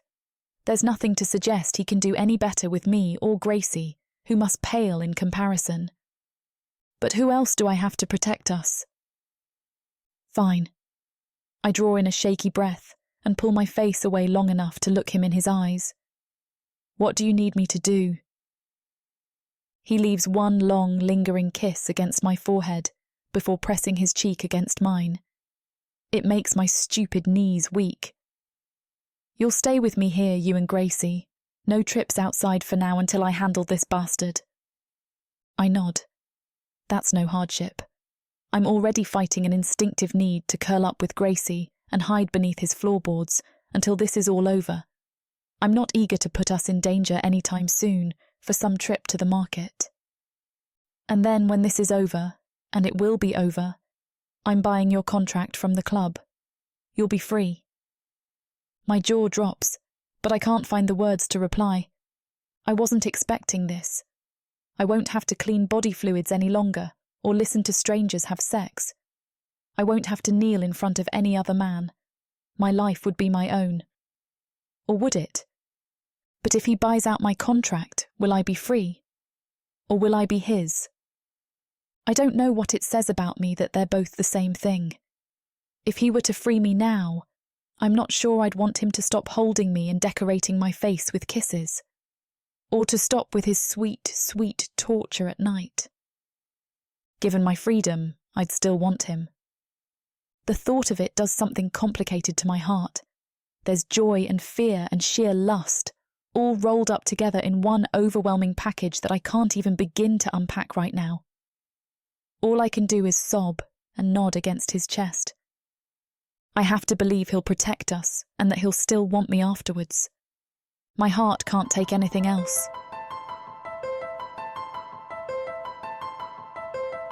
Chapter 21. Loer. After exiting Jenna's room, I make way for my office. I open its doors and step inside.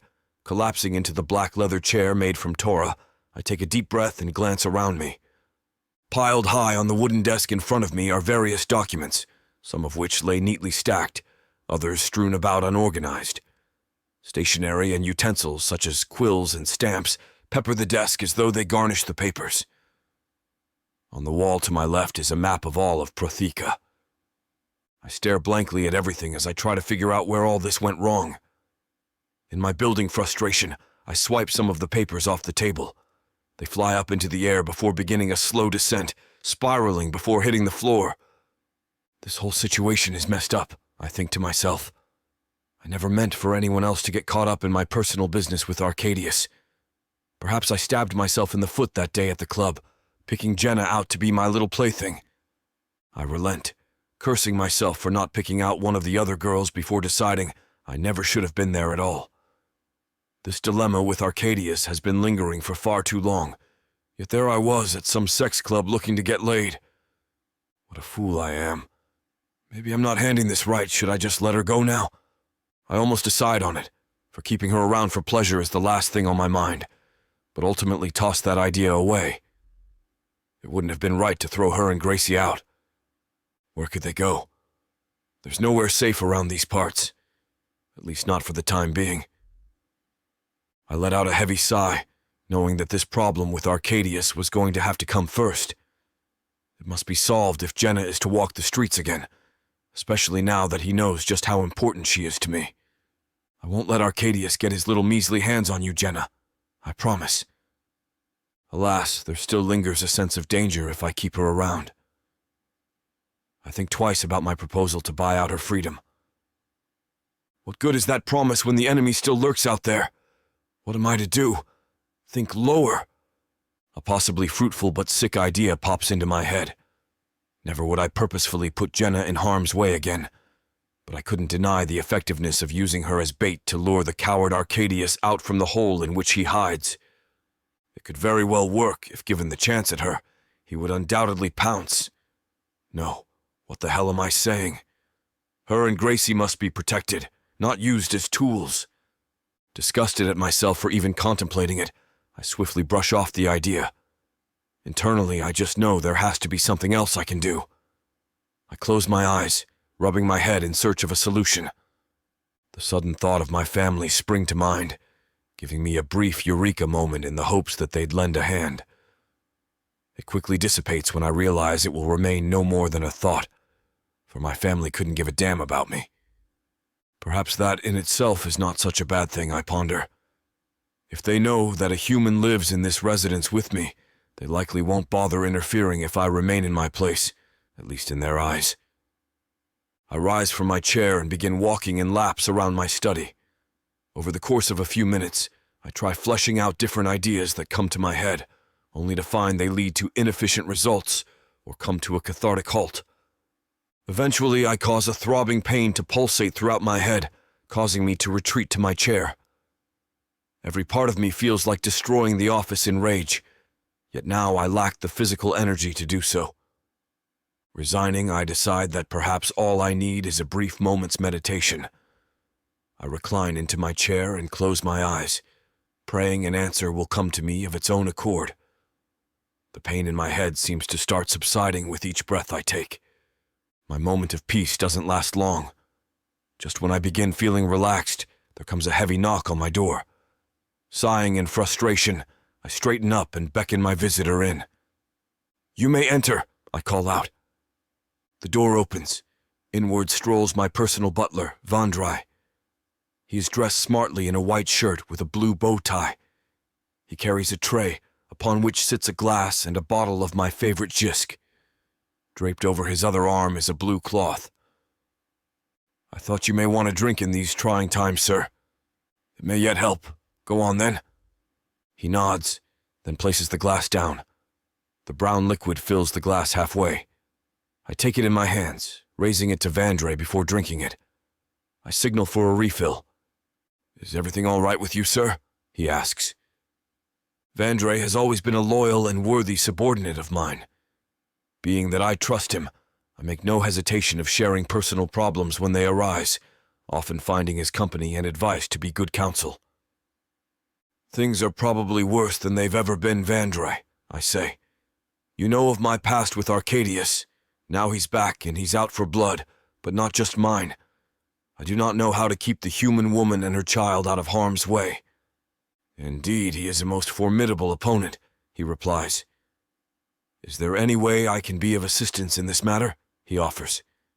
"You're always someone I can count on reliably," I chuckle. "Therefore, I do have but one request to ask of you.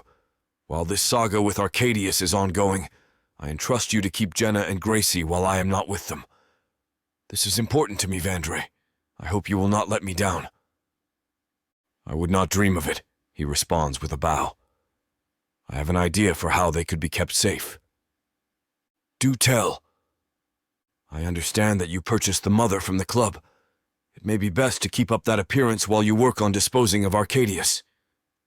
"Where are you going with this?" I ask. "Why not let others use Jenna as they please?" he suggests. "I don't understand. You wish for me to pimp her out?" I retort. "Allow me to explain better," he says. "She can be kept here under the guise of entertaining others. That way, there's no word that can spread amongst the community of you keeping her as a mate." "Why would they think she's my mate?" I recoil. With all due respect, no human lives with royalty unless they are mated. Damn, you're right. I'd also suggest distancing yourself from her and the daughter to add to the illusion. "I'm not sure of this," I mutter, stroking my chin. "It doesn't sound very safe for Jenna. It would very well keep her out of danger from the wrong set of eyes, and it is only a suggestion. You need not go through with it should you think of something better, though I must say... What?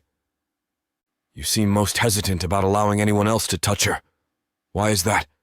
He asks. Well, She's been through enough, with what her child to look after and everything. I don't mean to step over a line lower, but need I remind you that she's a prostitute? That I can't deny. What he suggests would work better than anything I've come up with. Very well. I suppose it is the right thing to do. Shall I invite some guests over, sir? Yes. I will have them here in an hour. Vandry bows, then spins around, trotting out the door. I run a hand over my head, wondering how Jenna will react to all of this. Perhaps it's best not to tell her. But could it be that the less she knows, the better? I arise and march out of my study. I make way for Jenna's room, along the way beckoning two Zagfer servants to return to my study and wait outside for the doors. I gently rap on the door, opening it slowly as I step inside. Jenna sits by Gracie, stroking her head as her daughter drifts into sleep. I stand aside for a few moments before she eventually rises and turns to me. Hello, Loer. Jenna, have you eaten dinner yet? Yes, why? Good, I need you to come with me then. We need to talk. What's going on? Just come with me back to my office. We'll discuss things in private there. Jenna trails behind me as I lead the way. The servants linger nearby, knowing not to make their presence too obvious. I hold the door open for Jenna, allowing her to enter first before following her in. So what's up? She asks as I close the door behind me. I need you to go prepare yourself. We have guests coming in an hour. For dinner? But I just told you I already ate. It's not for a meal, I say solemnly. Her eyebrows cross in confusion. What's going on here, Loer? Go take a bath and wear something revealing, I order, turning away from her. What? My child is sleeping only a few rooms away and you're thinking about sex again? You need not worry about Gracie. Please don't make this harder than it has to be. Just go. Tell me what the heck is going on, Loer. Damn it, Jenna. I sigh, clicking my thumbs. The Zagfer servants burst through the doors, swiftly moving toward Jenna. Before she has a chance to react, they already have her by the arms. Wash her up and dress her in something seductive. She must look appetizing for our guests. What? No! Screams Jenna as she's dragged away. I cannot bear to look at her. The expression on her face will be too much to take. I'll only change my mind and blow the plan if I do. It's a necessary sacrifice, I remind myself, as her screams echo through the hallways. As her screaming comes to a halt, I'm suddenly overwhelmed with a wave of guilt, causing a pain in my chest. I grasp it in agony, taking heavy breaths. What the hell is this? It only becomes worse as Jenna's pleas for mercy ring again in my head. I feel it in my heart. Why? No, it couldn't possibly be. There's no way I'm falling in love. Chapter 22. Jenna. I bite down on my trembling lip as cold water splashes down my back. My arm is wrenched back, and I don't even hiss at the Zagfer as she nearly rips my skin off. Instead, Loer's words bounce around my mind. Tears have stained my cheeks since I was dragged up here and stripped. The Zagfer to my left sighs. I hate when they cry. It's impossible to make their skin look anything but red. I swallow hard, fighting more tears as she scrubs at my face. I don't point out that her rough methods also turn my skin bright pink. I don't have it in me to snap at them. It's all I can do to quell the rising panic bubbling inside of me. While I don't love the harsh treatment or humiliation of being bathed, it bothers me less than not knowing what's going on. Loer wouldn't tell me, and that's not like him. I thought we had moved past this, but clearly that is not the case. Not as I'm pulled from the bath as if I am incapable of standing on my own 2 feet, or dressed in a flimsy, see-through one piece that covers nothing, or paraded through the house without explanation. No, it's not until we stop outside the double doors to what I thought was a sitting room does my heart finally go from pounding to sinking. My stomach flips as it fills with dread. Because even from this side of the door, moans filter into the hall, some of pleasure and some of pain. Immediately I recoil with disgust, but the doors are pushed open and I'm forced forward. I grip my teeth against the sight before me. Dark elves are scattered across the room, most naked and perched on every surface. A few human women have been thrown into the mix, pinned between dark bodies and their screams choked. My skin crawls, and the same question pounds through my head, harder now until it blocks out all noise. Why? Why? Why? Out of the corner of my eye, I spot Loer. My body immediately starts to relax, hoping there is an explanation behind it all as I turn to look at him. But he keeps his gaze forward, watching the room as if the screams and laughter and smacks of skin don't bother him.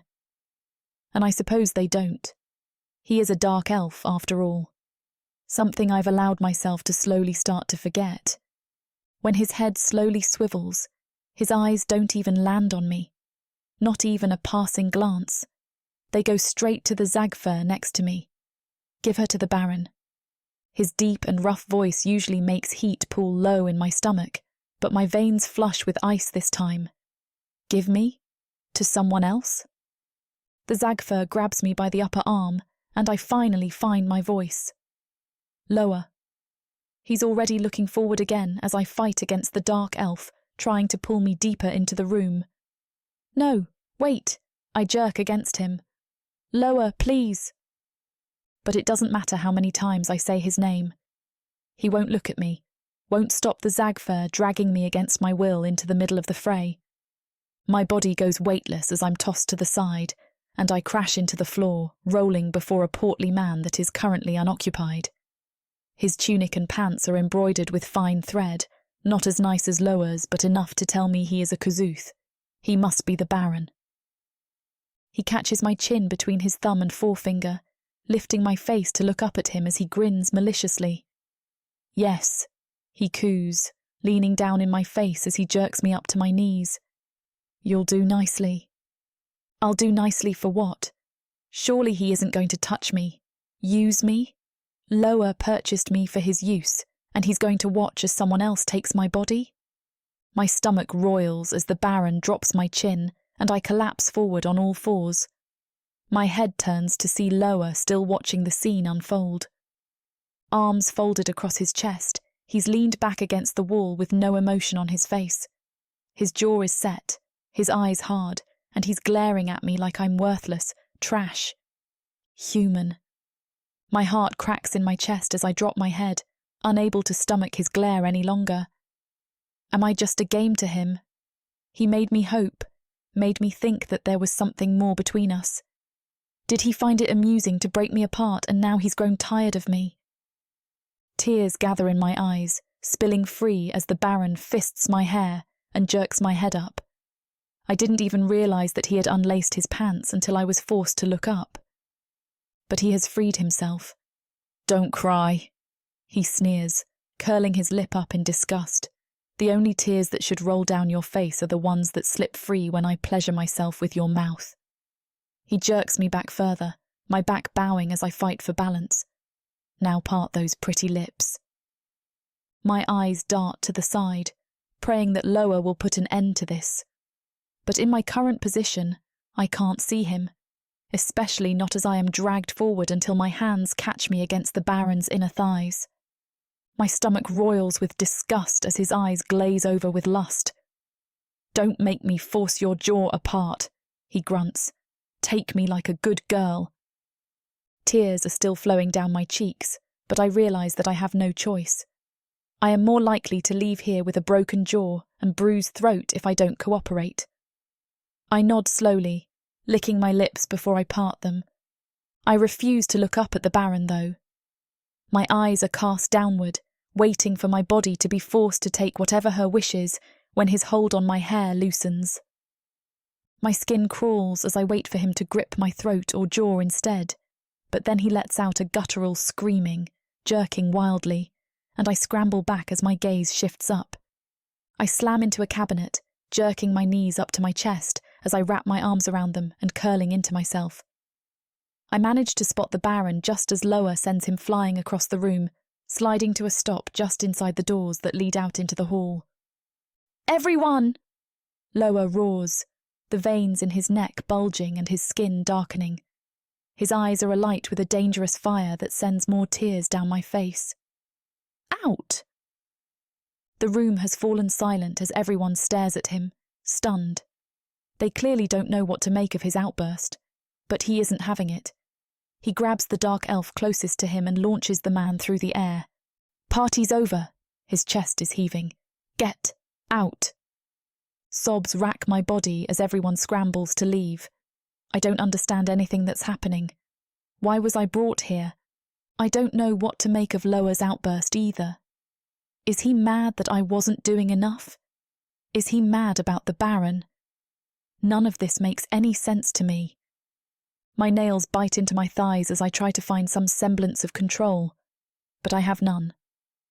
I am at the mercy of the dark elves around me, riding wave after wave of fear. I can't even calm down enough to stop the tremors racking my body.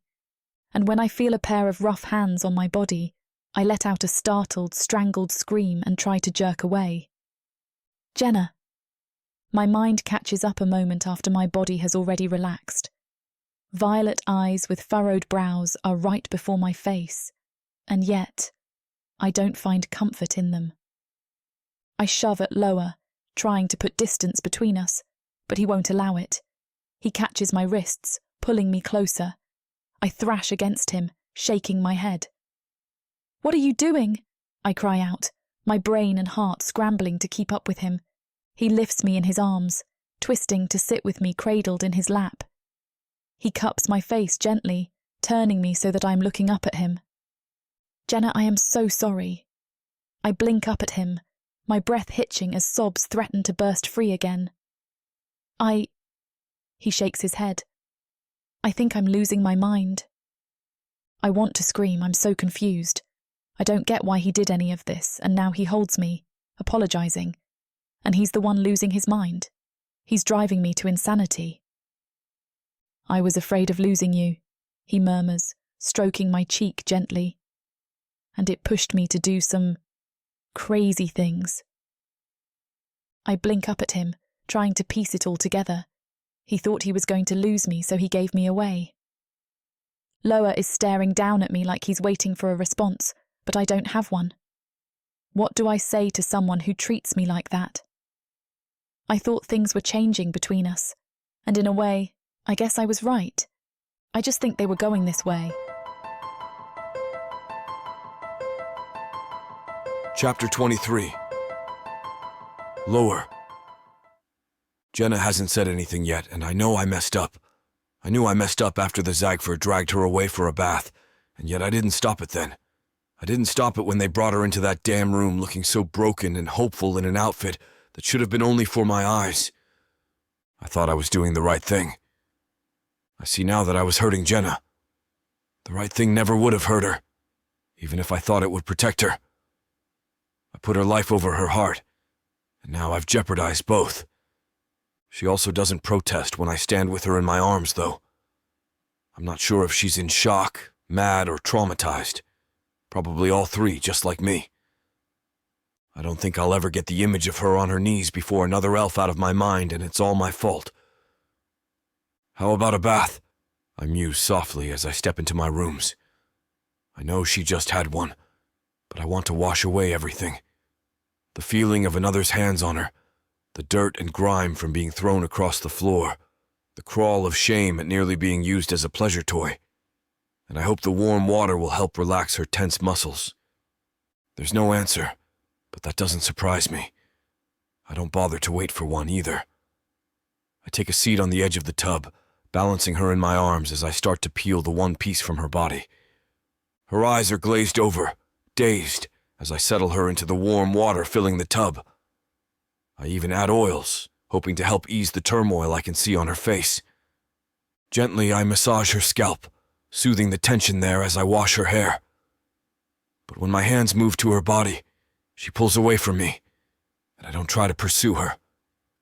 I crossed a line, and I know it. I'm not going to push across more. Instead, I stay at her side until the water starts to cool, and then I go get a towel. She lets me help her to her feet, wrapping the towel around her, and the silence feels like it's strangling me. I should pay the penance for my crimes, but I can't. Not when I know that it's hurting her just as much. Her legs tremble as she steps out of the bath, and I can't take it. I lift her back into my arms. Let me take you to the bed. I somewhat expect her to protest. I want her to tell me one way or another, to hear her voice. But she gives me nothing. Not as I set her on the bed or tuck her beneath the blankets or ease the wet towel from around her frame. She just watches me silent with a raw gaze that breaks my heart. And I know that I should give her space. I should go up to my office and let her sleep and trust that she will talk to me when she's ready. But I have never been the kind of man to do as I should. Jenna. I sink to my knees at her bedside so that we are eye to eye. I need you to know how incredibly sorry I am to put you through that. I thought that if I could put some distance between us publicly, that no one would assume you meant more to me, that you wouldn't be in danger because of me. I swallow hard when I see tears prick at her eyes and her jaw clench. But I was wrong. I can't hide how much you mean to me anymore. She lifts her head, and I know she's listening. I have fallen so hard for you that it scares me. I know I didn't go about it the right way, and I hope that, for that, you can forgive me. I hold my breath as I wait for her to respond, but when she finally does, my heart sinks. I don't believe you. There's nothing I can do but nod. I understand why she doesn't believe me. I don't blame her for it. But there might be one thing that might make her feel better. Then punish me. As soon as the words leave my lips, I realize how right they feel. You might not believe me, but it's true. And if I need to earn your forgiveness, I'll take anything you want to do to me. Jenna pushes up, pulling the blanket with her as she stares at me with raised eyebrows. What? I lean down to reach beneath my bed, a locked box hidden below the frame. Sliding it out, I lift it onto the bed and unlatch. Jenna sits forward, her eyes darting between me and the box. I flick it open, running my hand over the different compartments inside. Chains, ropes, blindfolds, clamps, crops. A number of things lay inside, waiting to be used. Her tongue peeks out, swiping along her bottom lip as she takes in everything I've laid out before her. I take this opportunity to stand, stripping off my clothes but leaving my underwear on. I want her to have unfettered access. Her eyes follow my movements as I round the bed to the other side. I climb onto it, leaving space between me and her, and lift one of the chains from the box. I have notches in my footboard to tie my feet in place, and then I pull another length of chain out and hand it to her. She moves her head as she takes in my new binds, her eyes moving up my body slowly. My skin heats underneath her gaze, but I try to squash it. Now is not the time to get excited. "What are you doing?" she finally forces out. She has yet to take the chain from my hand. "You can do anything you want with me just like I did to you, Jenna. Use me, hurt me, make me suffer to alleviate the pain." Her gaze is calculated as she looks between me to the chain to the box and back again. Finally, she reaches out to take them from me, and I lean back, pinning my hands above my head so that she can tie me in place. But she doesn't move. "Why?" Her voice is quiet and guarded. She doesn't trust me at all, and I fear she thinks this is a ploy. I shift, rolling on my side as best as I can, and I force myself to let down my guard when I so desperately want to shield myself from laying myself bare before her. But it's what she deserves. Because I want you to see that I will do anything for you. A dark elf should never submit, especially not of a higher caste, and absolutely never to a human. But here I am. I gesture to myself, ready to let you do whatever you want to me. It's degrading, and I want you to rip away my pride and arrogance. Jenna starts to shake her head, anger already twisting her face, and I dare to reach out and touch her lightly. My hand brushes along her leg, separated from me by a blanket. And it helps with my guilt. You have seen that I like to dole out pain? but I like to take it more. At this, her mouth drops open. It helps me to be punished for the things I've done. I can tell that she is feeling conflicted. It flickers across her face, the thought of hurting me versus forgiving me. I know that Jenna is a pure woman, too kind for this world, and I couldn't stomach it if she did forgive me. I deserve this, and I truly believe it will make her feel better.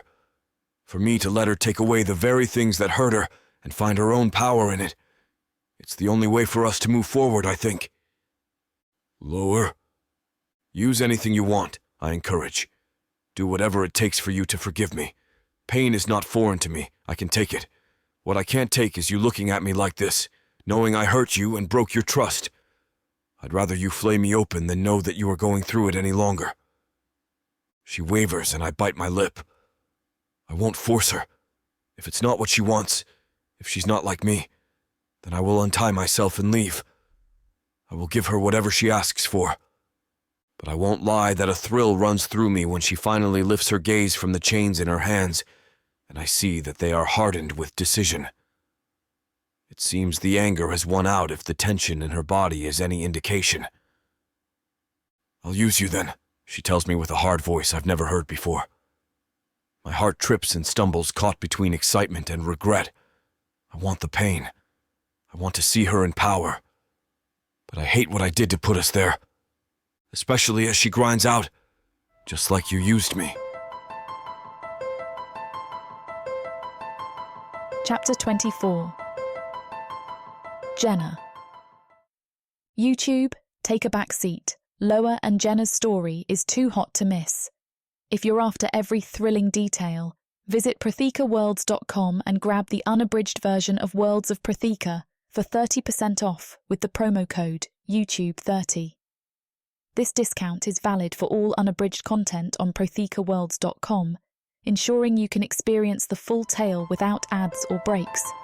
Don't let this opportunity slip away.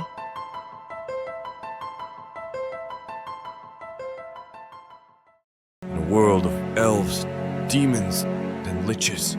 What would you choose? Power? Or passion? Would you stab the monster in the back? Or take him to bed? The immersive fantasy audiobook bundle has it all. Go to worldsofprotheka.com to get access. Use code YouTube30 to get an additional 30% off. Protheka's magic is eternal. Audio bundles will make it immersive.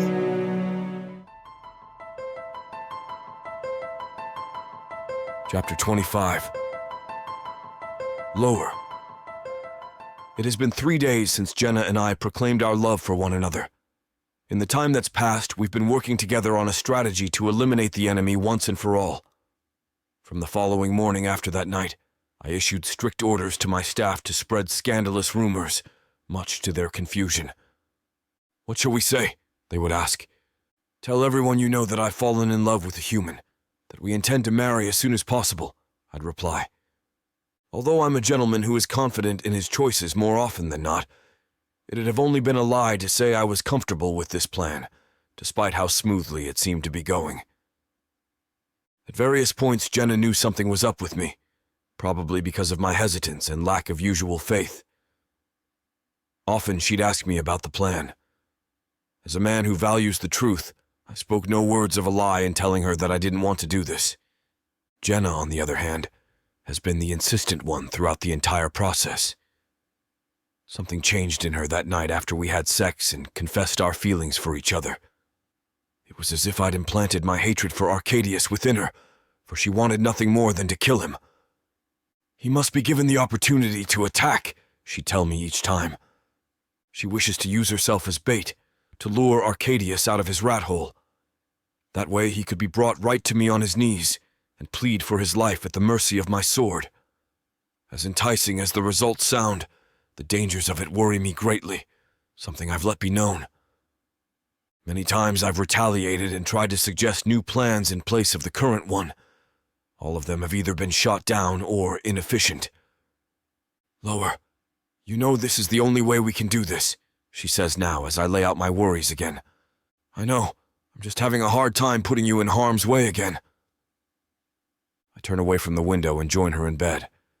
I wrap my arms around her, pulling her close. The sensation of her skin on mine comforts me, even as I fight off intrusive thoughts of her being put in danger with this plan. So, are we clear on what's going to happen tomorrow? She asks. Yes, you and I are to stage a fight from the very start of the day in front of others. We'll break a few things and get the attention of the Zagfer, where they'll see I won't do anything about it. That way they'll think I'm holding you on a leash, she adds. Then, at the end of the day, you'll sneak out of the mansion. I'll follow you and keep my distance while you ride on in a carriage, I say, followed by a nervous sigh. Hey, she whispers, stroking my face. This'll work. I hope so, I reply solemnly. Let's get some sleep. We'll need it.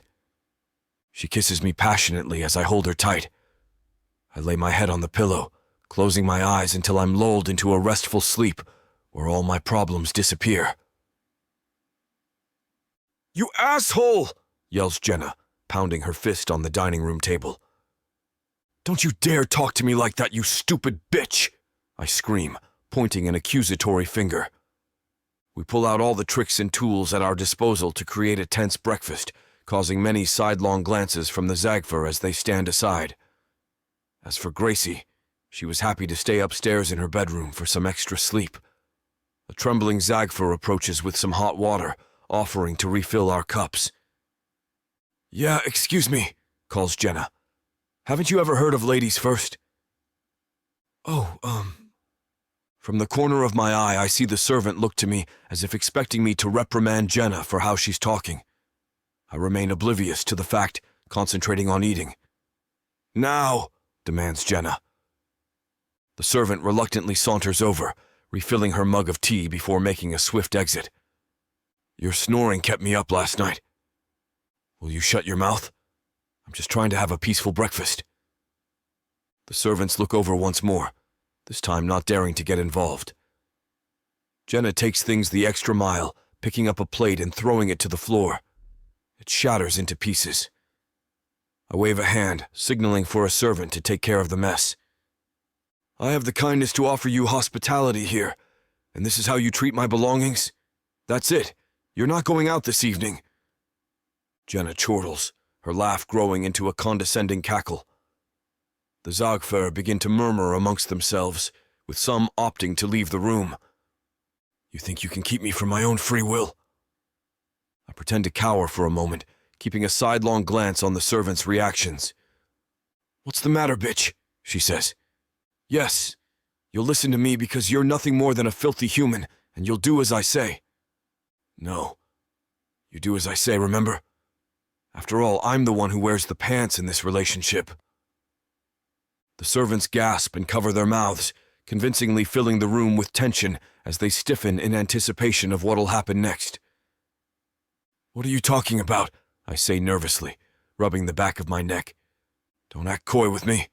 You told me last night in bed that that's how you want to be talked to. The servants cast a final glance in disbelief before they all leave the room. She has him under complete control, one of them says as the door shuts. Jenna and I smile at each other. Well, I think you and I ought to be Shivduyu. What do you think? I've been looking for a career change, she laughs. Good job. We're not out of the woods just yet. You and I have to keep this going all day for everyone else to see. Throughout the rest of the day, we cause a fight in almost every room in the mansion, and at every meal, only toning things down when in the company of Gracie. By the time our work is done, we have no doubt that everyone working in the mansion will have played their part magnificently. I wait patiently as Jenna puts her daughter to bed. Good night, my sweet Gracie, she whispers. Good night, Mama. She kisses her and tucks the blanket in, sitting by her bedside for a few moments. When Gracie's breathing becomes deeper, she rises and joins me as we leave the room. The time comes to enact the next part of our plan, the one I was looking forward to the least. We stay silent on the journey to our bedroom, each of us taking deep breaths and preparing ourselves for what was to come. I open my door and enter after her, immediately heading for the weapon stash behind the bookshelf. Are you ready? She asks. It's now or never. From the weapon stash, I remove a silver dagger, its golden hilt encrusted with jewels. I extend it to Jenna. Take this just in case. She admires it while I take a sword for myself. I pull it from its brown leather sheath, seeing its edges are sharp to the touch. The hilt is matte black with a special grip carved into it for better handling.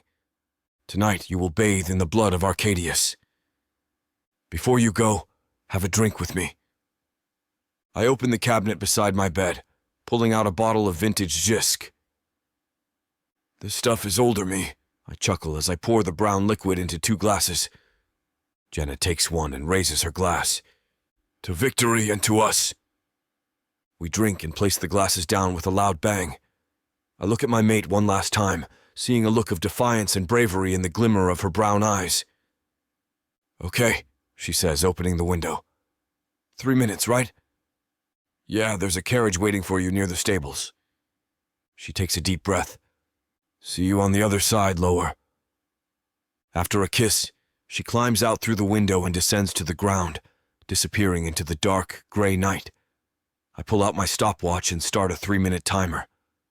The seconds begin crawling by like minutes as I walk back and forth. I hear the faint whipping of reins in the distance, knowing it's Jenna taking off down a soon-to-be perilous road. That's when the intrusive thoughts start creeping in, as I picture her laying dead on the streets at the hands of Arcadius. Screw this, I mutter, leaving the room. I head down to the armory and training halls where Prozit and Jarl are sparring with one another. Upon my entry, they sheathe their weapons and stand to my attention. Come to join us, sir? Asks Prozit. No, rather I've come to have you join me, I reply. What is it, my lord? Says Jarl, stepping forward. I need you to come with me. I'll explain along the way, but tonight will be the end of my mortal enemy, Arcadius. The men nod, quickly throwing some light armor. Together, we run to the stables where each of us mount an equus. I check my stopwatch, seeing almost 6 minutes have passed. Damn, I'm already running late, I mutter before turning to my men. Quickly now, we have no time left to lose. Chapter 26. Jenna. My hands don't shake as the carriage bounces across the cobblestone street, and my heart races, but only with adrenaline. It's time to end this. Loer can't live in fear forever, and I refuse to. Loer. He'd seemed so distant and cruel in our first meeting, but now that I know him, I'd risk everything. Just yesterday I caught him playing with Gracie, his broad shoulders hunched over a tea set, and his large fingers fumbling over a finely made doll he must have ordered his servants to find for her. All right, I tell myself, you can do this. My fingers linger on the necklace I'm wearing, cradling the delicate crystal against the unpredictable bumps as we fly down the street. My throat is still sore from shouting, and even though the entire fight was pretend, it's almost unbearable to think that those might be the last words Loer ever hears from me. They won't be, I promise myself. Once we finish this, I'll tell him I love him so much he'll be sick of hearing the words. Sorry for the rough ride, the driver calls back. I don't usually take this road. Of course he doesn't. Loer's driver wouldn't normally drive on roads that border Arcadius's territory. And of course Arcadius doesn't care enough about the people in his criminal district bordering Lowtown to keep up with road maintenance. That would cut into his profits. I can only hope he wants revenge on Loer more than he's capable of rational thinking. If he's smart, he'll wonder why our carriage is travelling so close to him. If he's not, he'll take the bait. I can only hope he takes it soon, while Loer's close enough to stop him. But the carriage travels on, travels further. I've never been in this part of the city before, especially not at night. Half of the streetlights flash and pop, lit by aging magic. The others don't shine at all. Was Loer mistaken? Maybe Arcadius doesn't have as many spies as he thought, and hasn't heard of our fake argument at all. I peek through the curtains to look at the driver. His eyes are darting quickly as he guides his mounts through the empty street. Only fools would take a fine carriage here. I think I'll turn here. The carriage hits another bump in the road, but it doesn't settle back down to the rough street. It flies up so high I have to brace myself against the seat, and then it crashes down hard against the actual street. A scream tears from my lips as the carriage falls. Someone's blown up the wheels. Wood splinters, flying in all directions, and my teeth knock against each other so hard that for a moment I see nothing but bright white. I crawl out of what remains of the carriage. Whatever and whoever did this isn't going to wait long before setting the rest of it aflame. My leg drags behind me, broken or sprained in the attack, but I grip my teeth and keep moving. It's a minor wound, or at least my adrenaline tells me so. A small price to pay for the prize I'm about to win. Loer's safety. Dark elves surround me, whispering and muttering amongst themselves. Most of them wear black hoods to shroud their faces, and the fine silk shines from the sparse streetlights above. One of them smiles at me, making my blood curdle. The carriage driver, Loer's servant, lies bent and broken just outside of the carriage. A pool of blood slowly grows beneath what remains of his skull. Whether it's the work of the crash or the dark elves looming before me, I don't know, but I swallow past a crushing wave of guilt and search the men before me for whoever must be Arcadius. Wait, I silently beseech Loer. If he attacks too soon, and I know the sight before him must have his blood boiling, we could lose everything. We only have one chance to get this right. Well, well, a dark, syrupy voice croons. What do we have here? A towering dark elf glides forward, his minions part silently, in order for him to make way. Their eyes gleam eagerly beneath their hoods as he steps forward. I can feel my eyes widen in horror. This elf isn't shrouded at all. He proudly displays his twisted and disfigured face. His lips have been arranged in a permanent grin, thanks to someone or something tearing off his upper lip entirely. A thick scar has replaced his nose, and his eyes are bulbous and surrounded by bubbled purple flesh. He looks like a monster, but not because of whatever's been done to his face. Lowtown is filled with victims of industrial accidents, or the wrath of dark elves. I've seen many people with disfigured faces and kind eyes. There is nothing kind in Arcadius's eyes, and I doubt there ever has been. He wears an unholy mix of sheer hatred and glee. The intensity of it has me taking an unsteady step backward, but he catches up to me in one stride, his long, claw-like fingernails digging into my chin as his sharp teeth snap at me like a liker. What? You don't like your boyfriend's work? He tilts my chin painfully up so that I can see his wrecked face in better detail. His breath is hot and sour against my face, but he doesn't allow me to flinch away. He really took his time with it. Maybe, if you're lucky, we can have the same sort of fun together, you and I. I'll do my best to start slow, at least. Apologies in advance if I get over-eager, but I've waited a very long time for this. His fingers crawl to my lips, pressing hard. He doesn't stop. He presses until his nails break the skin, and I can't help the small cry that pushes past my lips. He's going to tear my lips off right here. Fear is a wild animal clawing at my throat, devouring me from the inside. I can't pull away from Arcadius. His grip is too tight. All I can do is stand and let him destroy me, bit by bit. Blood begins to drip down my chin, and Arcadius moves to lick it. That's enough. Arcadius pauses, but he doesn't turn around. He merely flicks his eyes in Loer's direction. Loer slowly strides out of the dark alley until the streetlights illuminate his handsome face. His eyes find mine, and his jaw tightens. Scores of men surround him, his men, and they outnumber Arcadius's 2-1. Loer looks as though he wants to tear Arcadius apart, limb from limb, with his bare hands. I'm safe. My scalp explodes in pain. Arcadius's long, curled nails twist into my hair, tangling into my roots and hauling me to my feet. Instinct has me kicking wildly, and it takes all of my self-control to keep my feet still. Let her go, Loer demands, but Arcadius just laughs. Don't you understand? His hand tightens in my hair, and I see the flash of a dagger handle in his belt before his other hand tugs it free of the leather hilt. Even if you kill me, I've already won. It will take seconds to slice my throat. Seconds Loer doesn't have to reach me in time. Arcadius's men are already fighting Loer's. By the time he wins, I'll be dead. Arcadius raises the dagger toward my neck and laughs when my hand flies up towards my vulnerable flesh. Loer shouts, his face twisted with rage.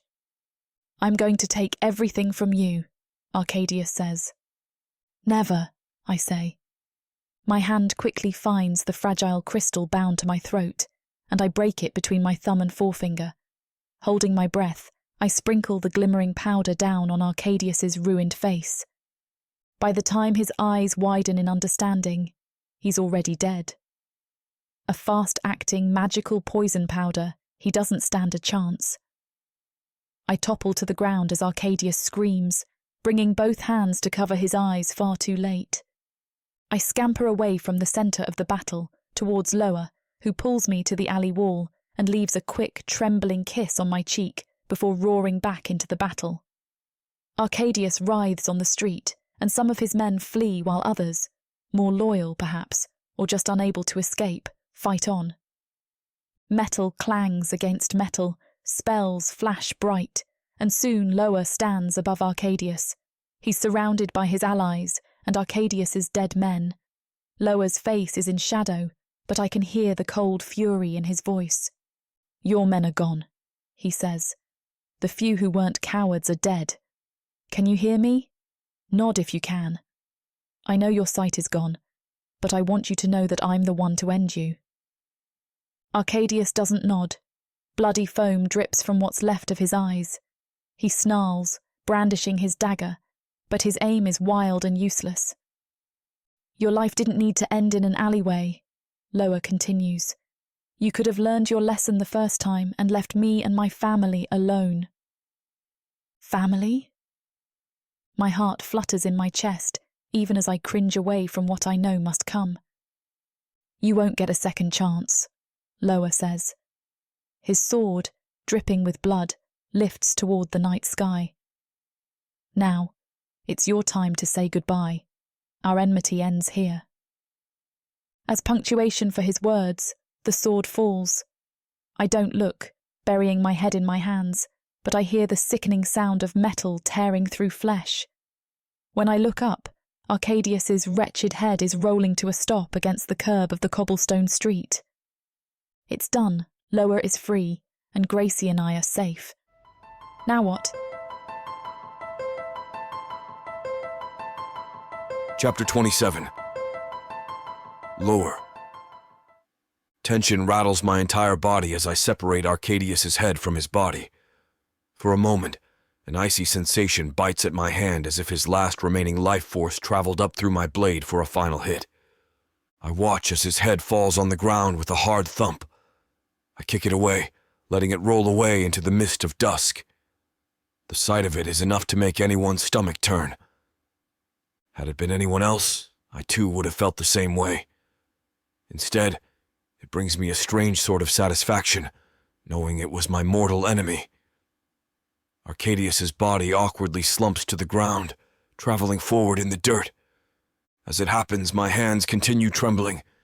Even as I peer down at Arcadius's remains, I question if he is in fact really dead, as if his headless body will somehow resurrect and come after me once more. "You better stay dead, you son of a bitch!" I snarl at his corpse. My grip on the sword only tightens at the impossible thought. It then weakens at the recollection of how he had held Jenna in a death grip of his own, suspending her high above the ground. Only mere moments lay between what I presumed to be her final few seconds between life and death. After all, I know that the only reason she still lives is because she managed to save herself. Because of my foolishness, I almost lost her. A strange pit forms in my stomach. Even though I knew everything was finally okay, and that Jenna is safe, my body felt ensnared in the moment I thought she was about to die. It feels as though I'm perfectly balanced between the piercing points of peace and peril. "Loer!" calls a seemingly distant voice like I'm in a dream. I'm frozen, my mind and body feeling like it's elsewhere. Though there was hard evidence right in front of me, I couldn't wrap my head around the fact that Arcadius was no longer going to be a problem. that he had been disposed of for good. "Loer!" calls the same voice from moments ago, still failing to break me out of my hypnotic state. Now that Arcadius is dead, my world feels turned upside down. A sudden wave of realization comes over me, rattling my brain with the revelation that I no longer had to live in fear, not for myself, but for those I cared about. It's then the voice snaps me out of my mesmerism. "Loer!" yells Jenna. I'm snapped back to reality with an odd surge of energy. Slowly, my grip loosens, causing the sword to slip from my hands. It falls to the ground with a loud clatter. Time stands ever so still as I turn around, spotting Jenna leaning against the alley wall. Near her stand my men, swords still drawn as they tower the fallen bodies of the enemy. I almost pinch myself just to make sure all of which I see is real. "Jenna?" I mutter weakly. She extends her arms out. I begin to saunter over, feeling barely an ounce of strength in my legs as they trudge through the dirt road. It's as if I'm floating through the air as I get closer to her. The moment our hands touch is when my strength returns to me. A reinvigoration of spirit shakes my body, causing my trembling hands to come to a standstill. The silk-smooth sensation of her skin is enough to comfort me and bring a sense of composure back to my surroundings. I look into Jenna's eyes, recognizing her as the hero of this story. Only because of her was I able to deliver the death-dealing blow to Arcadius. It was Jenna who saved herself, and no one else, not even me. She smiles as shame comes over me, not only for almost letting her die, but because I once viewed her as an inferior human woman, nothing more than a silly plaything. When I bought her, I thought she was weak, but now she has proven she's anything but that. I try to hide my guilt, but a tear wells from my eyes, betraying me.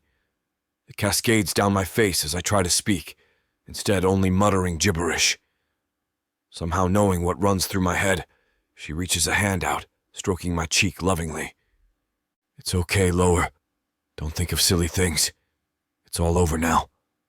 I love you." Those 3 words are just what I need to restore my ability to talk.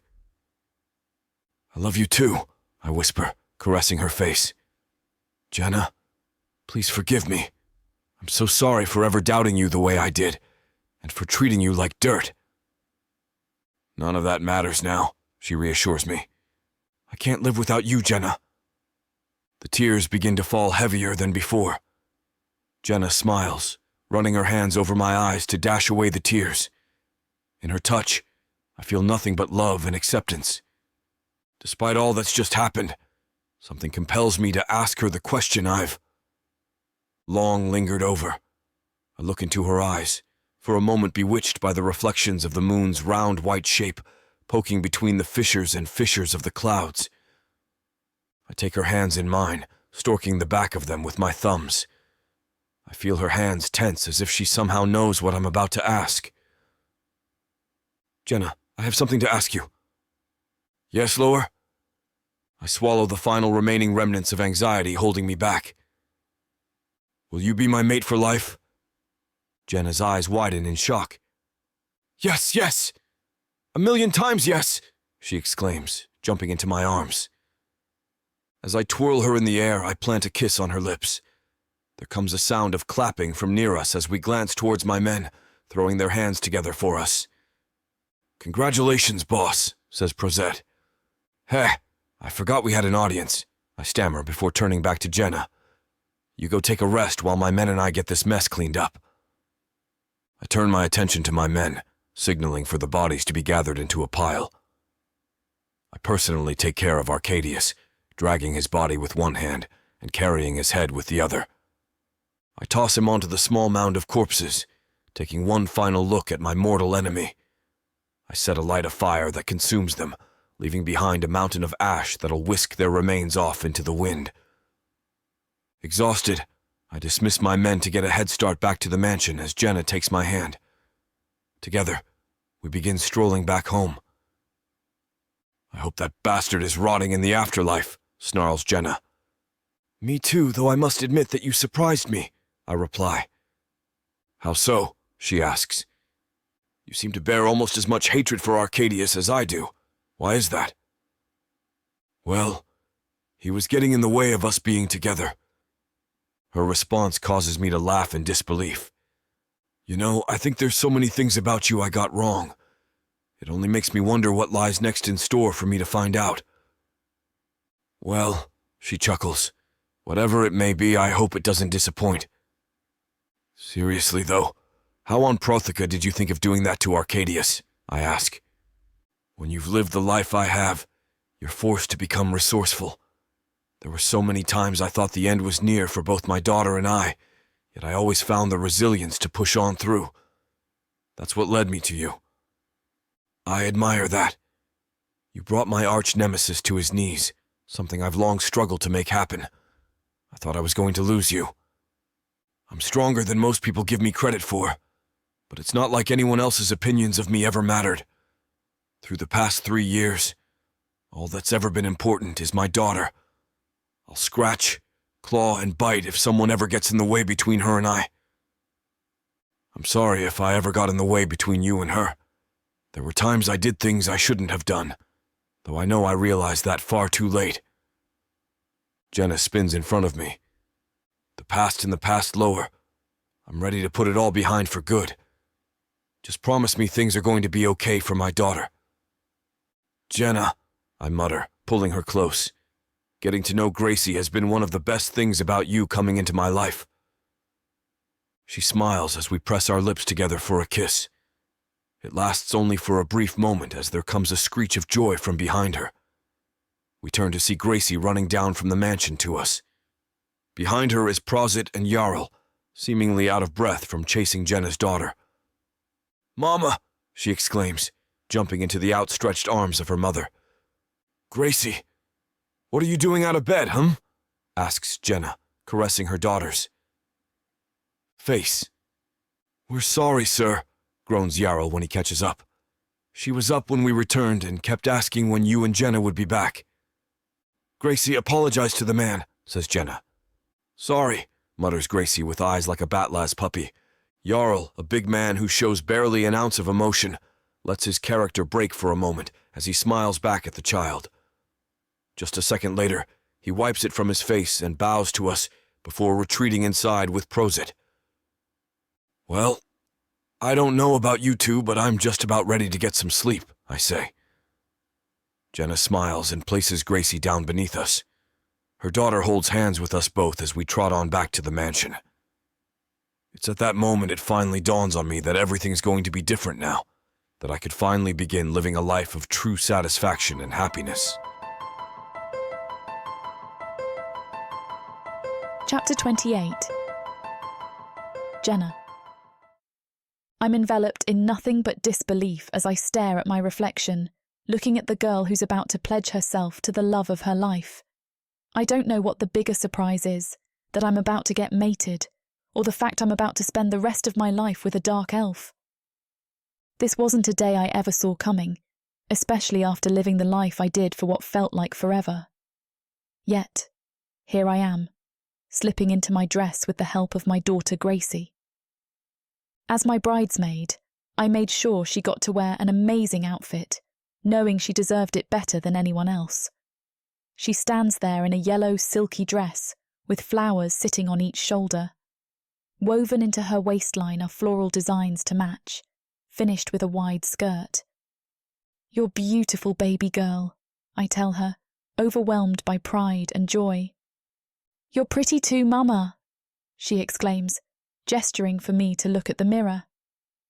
Resting over my face is a thin veil, the end of which sits upon a delicately woven bodice.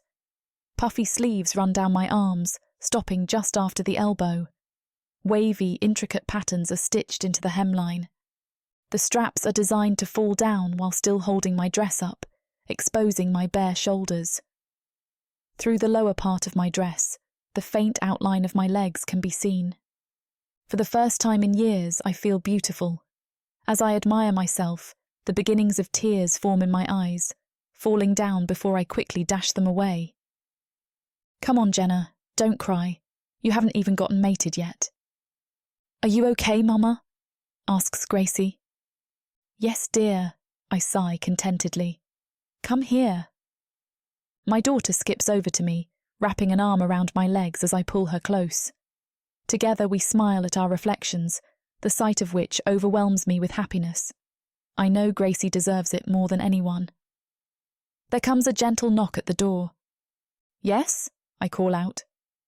"Darling, it's me," says Loer's muffled voice through the door. "May I come in?" Of course.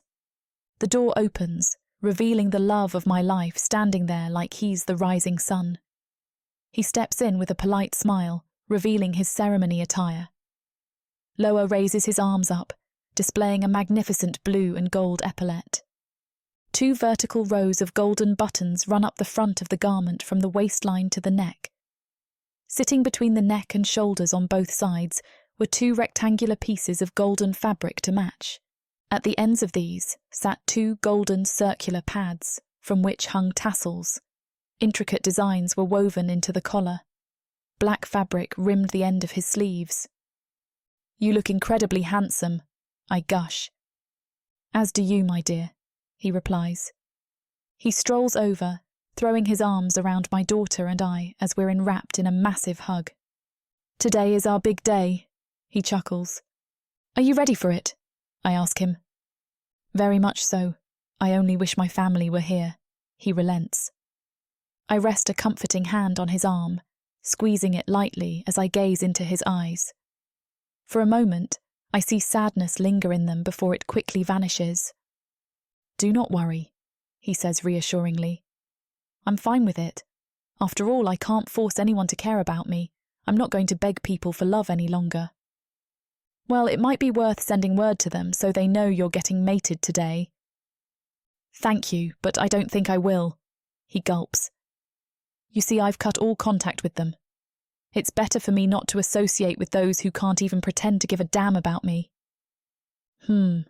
Grunts Gracie, grabbing our attention. We peer downwards to see her tugging at Loer's epaulette. He smiles and leans down, levelling his gaze with hers. "Don't worry, Gracie. I could never cut my best friend off," he chuckles, pinching her cheeks. She squeals, then jumps into his arms. Loer rises, holding Gracie in between us. "No one ever has a choice of what family they're born into," he says reflectively. "But everyone gets to choose who they spend the rest of their life with. For me, that's an easy choice." He smiles at me, Gracie darting her gaze between us. "You guys are all that matter to me now." Loer brings his lips to me, but halts when I throw a finger to them. "I think we should save that for the altar," I say teasingly. Loer chuckles and retreats, nodding in agreement.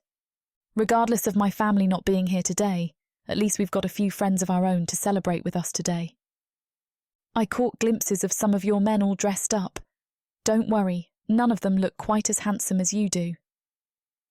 "I certainly hope not," he laughs. "Of course, I extended invitations to Nikki and Viola to attend." "Vivi!" exclaims Gracie. "That's right," replies Loer. "Everyone's going to be here to see just how pretty you are today." Gracie blushes, turning away in embarrassment. "It may be a small turnout," I remark, "but I'd rather have guests closer to us than people we barely know." "We'll make an unforgettable day out of it," reaffirms Loer as he pulls out his stopwatch. "It looks like it's time to go make my entrance. I'll see you out there." He winks at me before exiting through the door. Gracie grabs the ring pillow behind me, upon which sits 2 beautiful diamond rings. She turns, peering up at me as I smile at her. "Remember to wait until the priest gives you the cue, okay?" "Yes, Mama." 3 minutes pass, until it's my turn to leave the room. Gracie follows by my side as I come to the rear door of the mansion. As I put my hands on the door, I take a deep breath, mustering up all the courage within me before finally stepping out. I step out into the garden, momentarily blinded by the long yellow beams of the sun shining down on me. My vision settles, revealing before me a lush garden filled with vibrant colours. The aisle stretches out ahead of me, linked with flowers on each side as it leads straight to the altar. Sitting on the sides are a few rows of guests, seated in a neatly arranged layout of chairs. One by one, They each turn to face me, brandishing welcoming smiles as I begin walking up the aisle. Among them, I spot Viola, Nikki, and a few of the other humans I worked with at the club. A group of Chivduyu sit on standby near the altar. Upon my entry, they ready their instruments and break into a gentle, soft tune. Gracie halts behind me, staying put as I walk up the aisle. Having never felt so many eyes on me at once, I try to ignore the building pressure within me. It suddenly dissipates when I remember the man I'm doing this for, seeing him beat at me as he stands at the altar with a priest. The altar itself is white in colour, with an overlapping arch hanging above where I'll stand across from Loer. Hanging from the arch are various flowers differing in colour from yellow and pink to blue and red. I take my place facing Loer as a high priest joins our side, introducing himself as Gael before bowing to us. Loer and I return the gesture. "Are you ready?" he whispers to us. "Let's do this." Gael subtly nods, then raises his arms, inviting all of the guests to stand. Dearly beloved, we are gathered here today to come together in the presence of family and close friends, with the intention of entering into a relationship of lifelong mates. As much as I blush looking at Loer, my eyes are glued to him. Gael gestures for the guests to take their seats before continuing. "So that your union be strengthened by the 13 who sleep, I ask you, Jenna and Loer, have the both of you come here today to declare your marriage through freedom of choice and without coercion?" "I have," replies Loer before I repeat the same. "Are the both of you prepared to follow one another through the path of life, to honour and love each other for as long as you may live?" "I am." "I am." "Since it is your intention to become mated to one another, I ask you to join hands and declare consent before the 13. "I promise to be faithful in all times, good and bad, in illness and in good health. I also pledge myself to honour you for the rest of my life." There's nothing but love in Loer's eyes as I repeat the same words back to him. "Do you, Loer, take Jenna to be your lifelong wife and mate?" asks Gael. "I do." "Do you, Jenna, take Loer to be your lifelong husband and mate?" "I do." "May the bridesmaid approach with the rings." Everyone turns their heads to the front of the aisle, where Gracie begins walking up, brandishing the ring pillow. Much to her delight, everyone claps for her, causing her eyes to lighten with glee. She eagerly trots up to us, extending the pillow out. Loer removes the rings and thanks her before she stands behind me. Together, he and I slip the rings onto each other's fingers. "By the power granted unto me by the 13 who sleep, you may now kiss the bride," exclaims Gael. The guests rise to their feet, erupting into a deafening ovation. Loer wraps his arms around my waist, pulling me closer. We gaze into each other's eyes, finding love before learning in for an emotional kiss. Behind us, Gracie claps and jumps around excitedly. "I love you," whispers Loer. "I love you too."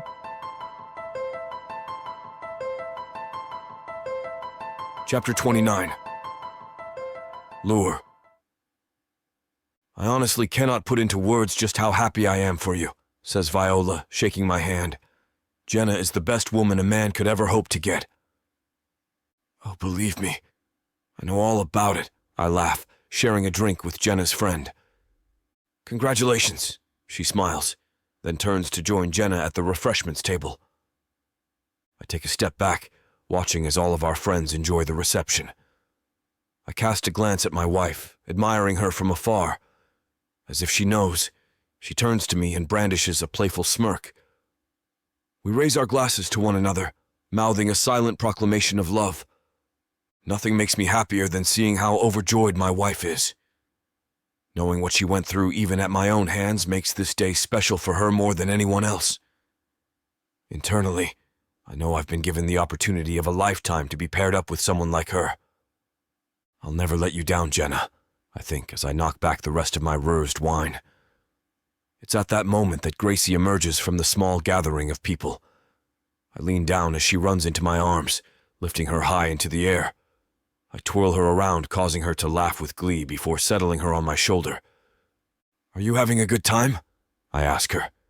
Yeah, she giggles. Mama looks so pretty, doesn't she? The prettiest, she agrees. Now, I don't know about you, but I sure could do with some cake. What do you think? Gravy eagerly nods her head as I lead her away. YouTube has nothing on the fire between Loer and Jenna. For every heart-pounding scene, head to prothekaworlds.com and get the unabridged version of Worlds of Protheka at a 30% discount with the code YouTube30. This discount applies to all unabridged content on prothekaworlds.com, allowing you to enjoy the story without interruptions or ads. Trust me, it's a deal you'll love.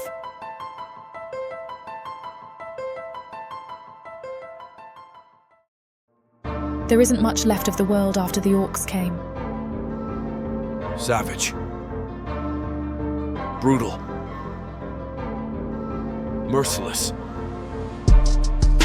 If you're a woman, you're property. Even to other humans. What happens when an orc stakes his claim on a human woman? Who would dare to stop him? Me.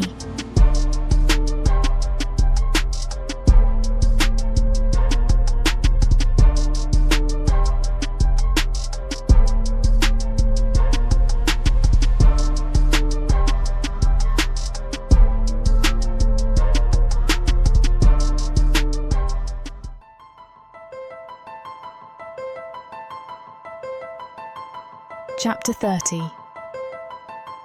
Jenna.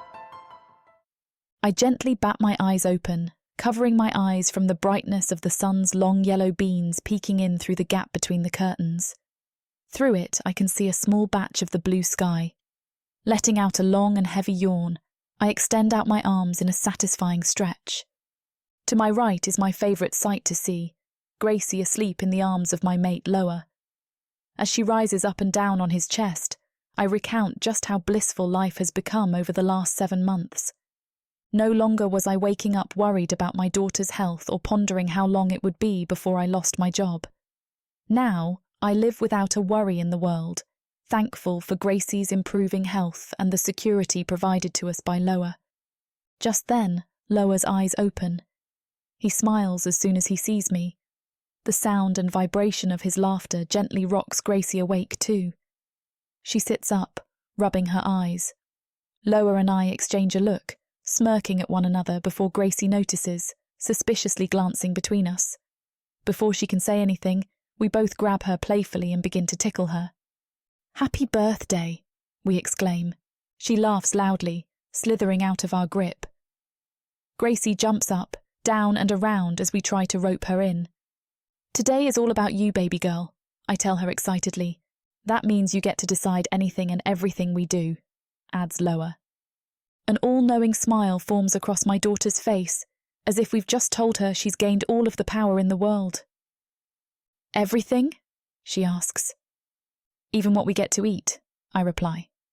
"So, any ideas for breakfast?" A humorous look comes within the flicker of her eyes. Her answer comes with no hesitation. "Cake!" "Well then, cake it is," exclaims Loer. "I'll have Fargle prepare the finest cake in the land, but until then—" "More tickle attacks!" I yell, grabbing Gracie by surprise. 2 hours later, I'm sitting at the table in the dining hall. Loer sits to my right, and my daughter is seated across from me. In the centre of the table is a glorious cream cake, lined with fruit toppings. Gracie's name is written in icing, and 4 candles sit alight on top. Fargle stands a few feet away, wearing a messy apron splattered with stains as he eagerly watches on. Various Zagfair are gathered around at Loer's request. He throws up a signal, cueing the start to Gracie's birthday celebration as we sing in unison. "Happy birthday to you. Happy birthday, dear Gracie. Happy birthday to you." Gracie claps her hands together, squealing in delight. I look to a Zagfair servant on my left, giving him his cue to unenthusiastically break out into a solo. Oh, Gracie's a jolly good fellow. Oh, she's a jolly good fellow. Oh, so say all of us, yippee! We all join in to sing the song for another chorus, much to my daughter's delight. When we finish, Gracie inhales deeply and blows out the candles. The Zagfer then hastily hurry away to resume their other duties. Fargle comes closer, standing by Gracie's side. "Allow me," he offers, producing a long knife from his sleeve. He pulls the cake close to him and begins slicing it into 8 equal portions. He picks the best-looking slice for my daughter, placing it down on her plate as she watches with hungry eyes. With that, he wishes her a happy birthday and bows out, returning to the kitchen. Loer gives me a slice, then dishes out one for himself before filling our cups with caffo. "Dig in," he says, raising his mug. Without hesitation, Gracie grasps a nearby spoon and starts eating her cake as if she hadn't eaten in days. The sight of it makes us laugh. As our fit comes to an end, I gaze into Loer's eyes, still smiling. "Thank you for arranging this," I say. "There's no need to thank me. Gracie is like a daughter to me, and you know just as well as I do that she deserves this." I sigh in contentment as I drink a mouthful of caffo. "May I feed you?" asks Loer, smirking. In his eyes, he wears a playful look. When I agree, he takes a spoonful of his slice, being sure to get some extra icing, then brings it to my mouth. All the while, Gracie watches on in amusement. "It's damn good," I say, as I return the gesture to my mate. He nods in agreement with a mouthful of cake. "More," demands Gracie, holding up an empty plate. I dish out another slice as Loer nudges my leg under the table. "What is it?" I whisper. "I can't wait for her to see her gift," he murmurs in excitement. We spend another few minutes enjoying the special breakfast before a Zagfer comes over with a message for Loer. "Sir, there's a visitor here by the name of Viola." "Vivi?" exclaims Gracie. "Excellent timing," says Loer, gesturing for me to take his hand. "Come on then, let's head outside." "Come along, Gracie." We hold Gracie's hands on either side as we head out the door. A short distance away, Viola stands gazing up at the sky. Gracie breaks free from our grip, making a beeline for her. Viola turns in time to catch her, twirling her in the air. "Happy birthday, Gracie," she says as Loer and I catch up. "Hello, lovebirds." "Hi, Viola," we greet. "And how is the birthday girl on her special day?" she asks. "Good," replies Gracie, twirling her ankles. "I bet you're wondering what we got you for your birthday." Well, let's show you." The 4 of us walk to the stables as Gracie looks around in wonder. We come to a large door covering one of the enclosures. "Stay here," says Loer as he walks to the door. He grips the handle before glancing over his shoulder at an impatient-looking Gracie. He then opens the door, revealing a magnificent white pony coming trotting out of her enclosure. "Wow!" cries Gracie as she walks up to the pony. The pony brings its head down to her, gently nudging its face against Gracie. Loer lifts her up and seats her on the creature. The pony is graceful in its movements as it trots around, seemingly with caution so as to not throw my daughter off balance. "I love her," she exclaims. I walk up to them as the pony comes to a stop. Loer helps me climb up as I settle down behind Gracie.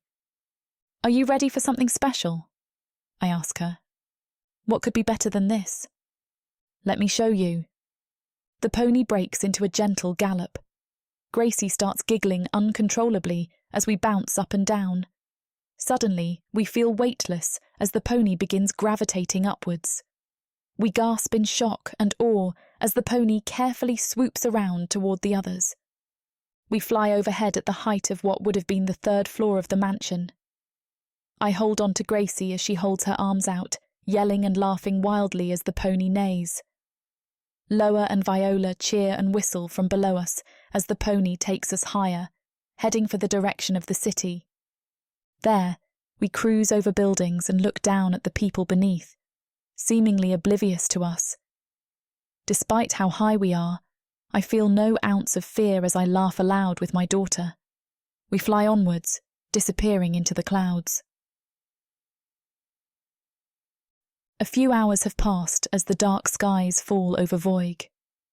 The night shrouds the land in a blanket of darkness, bringing with it a light chill that breezes in through the bathroom window.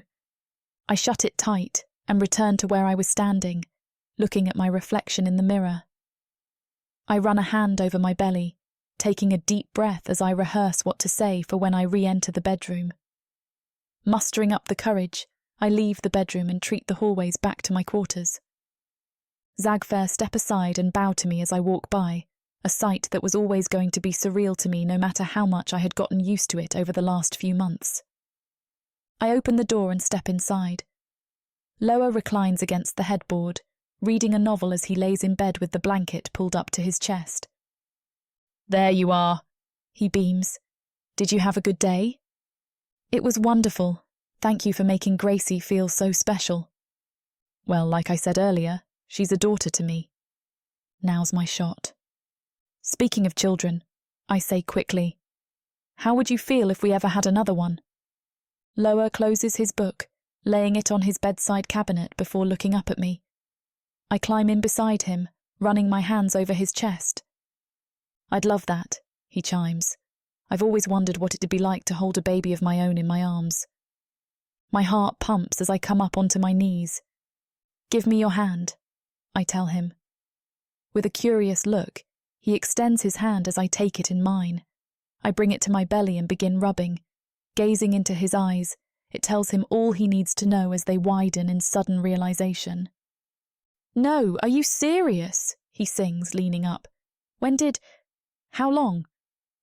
"Gracie's going to have a baby brother in a few months." I laugh as tears of joy come streaming down my face. "Oh, Jenna," he laughs. "I love you so much. I love you." He takes me into his arms, holding me tight. In his grip, I relish in the feeling that nothing again can ever hurt me, that all the bull will stay in the past where it belongs. From this moment on, life is going to be everything it should be. Happiness and joy.